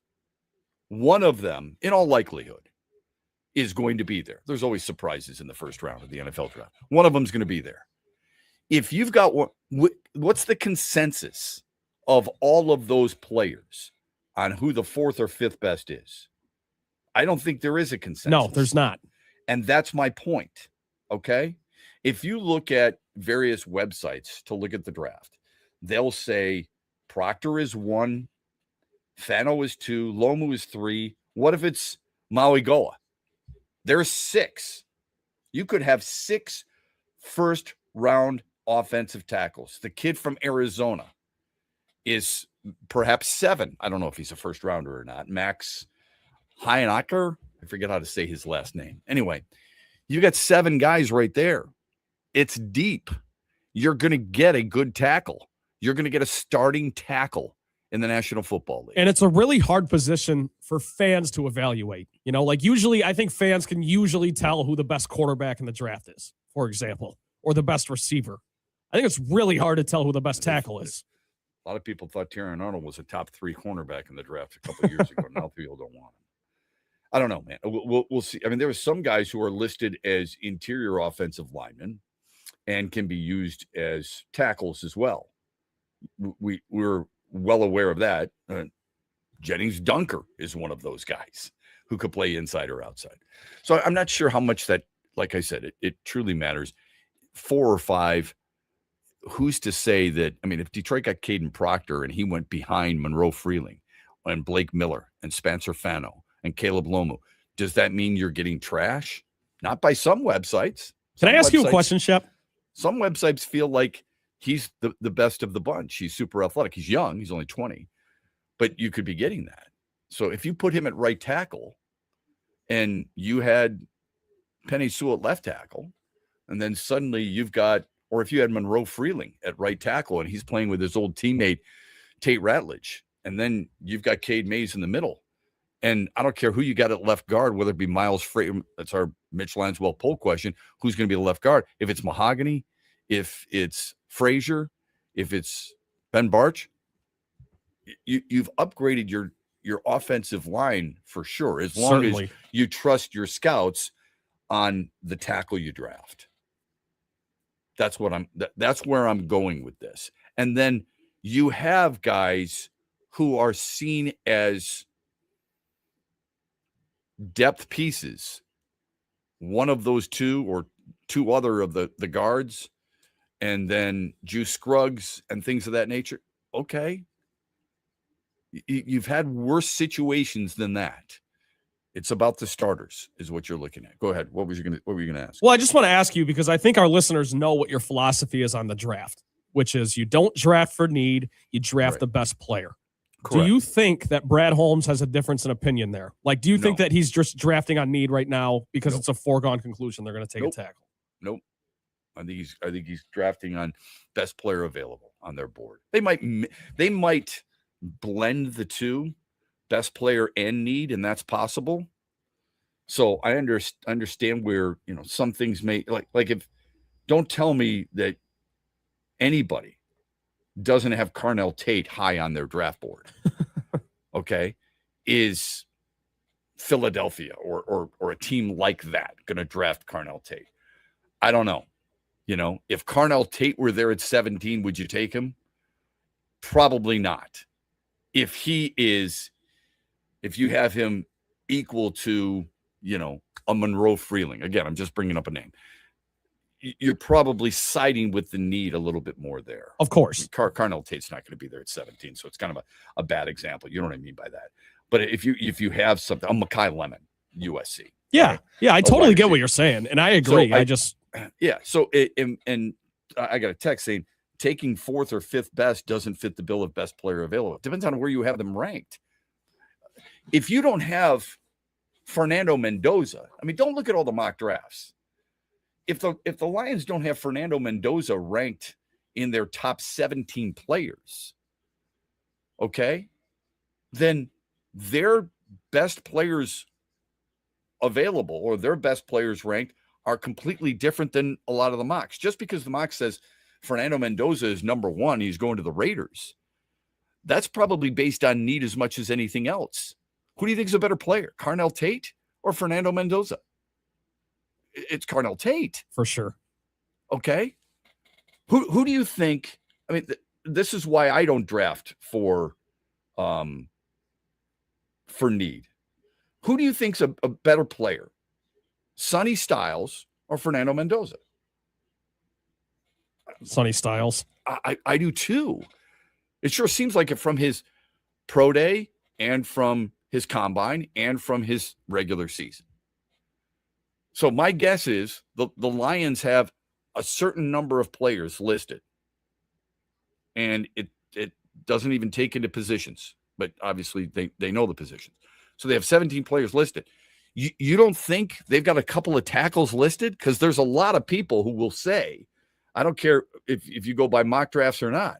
You go by mock drafts, it's always Mendoza, right? Some people have Reuben Bain higher than others. If you go down to 17, you're probably going to find at least 2 or 3 tackles. Caden Proctor is widely viewed as a top 10 player. Spencer Fano is widely viewed as a top 10 player. Caleb Lomu is viewed as a top 15 player. So if suddenly you get Maui Goa at 17 and it's an overall ranking of 18 or 19, are you really missing that much? Let me give you an example.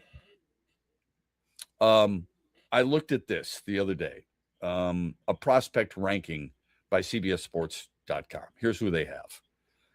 They have a quarterback, an edge, a tackle, a wide receiver, a safety, a wide receiver, a corner, a linebacker, a corner, a defensive lineman, an offensive tackle. So there's 3, and inside a guard, I should say, Penn State, a running back, and a wide receiver. Those are your 17. So they've got 3 tackles and an interior offensive lineman in their top 17. Let me see. And the next tackle is 20. You're trying to tell me that if the Lions took the 4th best tackle, and at least one website, actually there's 2, have 4 tackles in the top 20, you have a problem with that? Come on. Give me a break, man. The same people who have a problem with that, as soon as Detroit drafts, fill in the blank, I mean, David Bailey, and you go, are you kidding me? You're drafting a linebacker. It's a 2-point linebacker. You're drafting a linebacker when you need a tackle. Give me a break, Shep. That's what you'd be saying. I understand certain frustrations. I do. But please try to keep an open mind. This is a draft that has some very good offensive linemen. It also means you could get some decent offensive linemen in the 2nd round as well. All I'm telling you is based on this. And by the way, if you expand it, 22 at number 22 of their best prospect is a tackle. At number 23 is a tackle. So you're talking about 6 offensive linemen that are ranked, at least by this website, 6 offensive linemen, 6 tackles specifically, 7 offensive linemen in the top 23. And you at 17 taking the 4th best, you would be whining about that? Come on. No way. I don't necessarily agree with all these. I'm just telling you, when you look at linemen and you look at some linebackers / edge, it's deep. That's a good thing. That's a really good thing. Now, I would tell you this as well, though. This is a problem. And again, the Lions are fully aware of it. I'm just trying to give people a little bit more knowledge here. If you're talking about saving money like we have with the Lions so far, so they've had 14 free agents, 13 on 1-year deals. The only multi-year deal is Cade Mays. Financially, it's going to be hard next year. Harder next year. Here's why. Jack Campbell's going to have his 5th year, and the rate's going to be about $22 million. He's at 4.5 this year. I think that's the cap hit, 4.5 to 22. Jahmyr Gibbs, 5th year next year, he's going to jump from 5.5 to 14. Brian Branch next year. He's got a $6 million cap hit this year. He's probably going to make somewhere in the neighborhood of 17, 18 million next year. Maybe even as high as 20. And Sam Laporta, if he can stay healthy. He's got a cap hit of about 7 million this year, 6.5 to 7 million this year. Next year, it's going to be about $18 million. That's the market value of a tight end. It's the market value of a safety and tight end, specifically on the back two. That's a lot more money than what you're paying this year. All right. So you have to look at this, whether you like it or not. It has to be taken into consideration. I mean, those of you who own businesses, you're looking at your margins, are you not, on a regular basis? Certain things have to give, whether it be help, whether it be how long you're going to stay open, ingredients, whatever. So you should be able to relate to this. You have to plan for this. Thus, you're not signing the most expensive tackle. You're drafting one. You're not signing the most defensive end, most expensive edge rusher. You're drafting one. That's how you save your money. You can complain all you want, like I have, about signing guys to what I would consider over market value Jared Goff when you didn't need to. But this is the situation you're in right now. You get your tackle, you get your edge. Hopefully you get a corner and they contribute. Or it doesn't have to go in that order. I'm just saying. And of those 9 picks, you're hoping 4 pay off as in starters or playing time, significant playing time. And I'm not talking about Sione Vaki as a special teams guy. I'm talking about serious snaps. I'm not talking about Malcolm Rodriguez as a fill-in and as a special team guy. I'm talking about a guy who's going to go in there and he's going to compete for starting role. Lions fans want to see Brad Holmes get back to those first 2 draft classes, not the last 2. Is that a fair way to put it? Yes. This is a big draft for him. But we don't know about last year's draft class. Well, not yet. I just mean and the early returns aren't great. Whereas Penei Sewell was instantly impactful. Amon-Ra St. Brown, instantly impactful. Brian Branch. You know what I'm saying? I do. I think you're right. You don't think Tate Ratledge was instantly? Yeah, he was. I thought he was good. Yeah. Yeah. Okay. I think those early drafts for Brad Holmes. Yeah, that's hard to do. Yes, it is. In fairness to Brad Holmes, and it wasn't great. I mean, I wanted more out of Tyleik Williams. Yeah.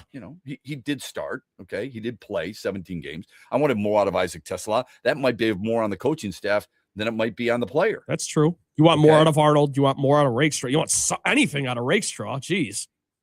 So that's all. In 2021, Brad Holmes got Sewell, McNeil, St. Brown, Derek Barnes. The next year, Hutchinson, Williams, Joseph, Rodriguez. And Rodriguez is a 6th-round pick. He's on a special teams. That's fine. 23, everybody talks about Gibbs, Campbell, Porter, Branch. I get it. 2024, Arnold, Rakestraw, Manu, Vaki, Mahogany. Forget Makai Wingo. Not good. Not good at all. Okay. So, but the other 3 drafts were pretty damn good. And this last year, he got 3 starters out of that draft. And if Miles Frazier becomes what I think he can become as a left guard, you might have 4 starters out of that draft. Yeah. That's what I've asked for. I want starters. I said the first 3 rounds need to be starters. His first 3 round picks last year are going to be starters this year. It's the 2024 draft you have a problem with. Final results of the poll question. The Mitch Lyons-Wealth poll question from yesterday. We asked you, what are your expectations for the Tigers? Win the AL Central, win the American League, win the World Series, or miss the playoffs? What did they say? Win the AL Central gets 51%. Win the American League gets 30%. Win the World Series 16%. And only 3% of you who voted have them missing the playoffs. I voted win the AL and win the AL. I did too. So that's where we got. Dan Hasty's in with you tomorrow. Thanks for giving us an opportunity here on this Tullymore Thursday. Have a great rest.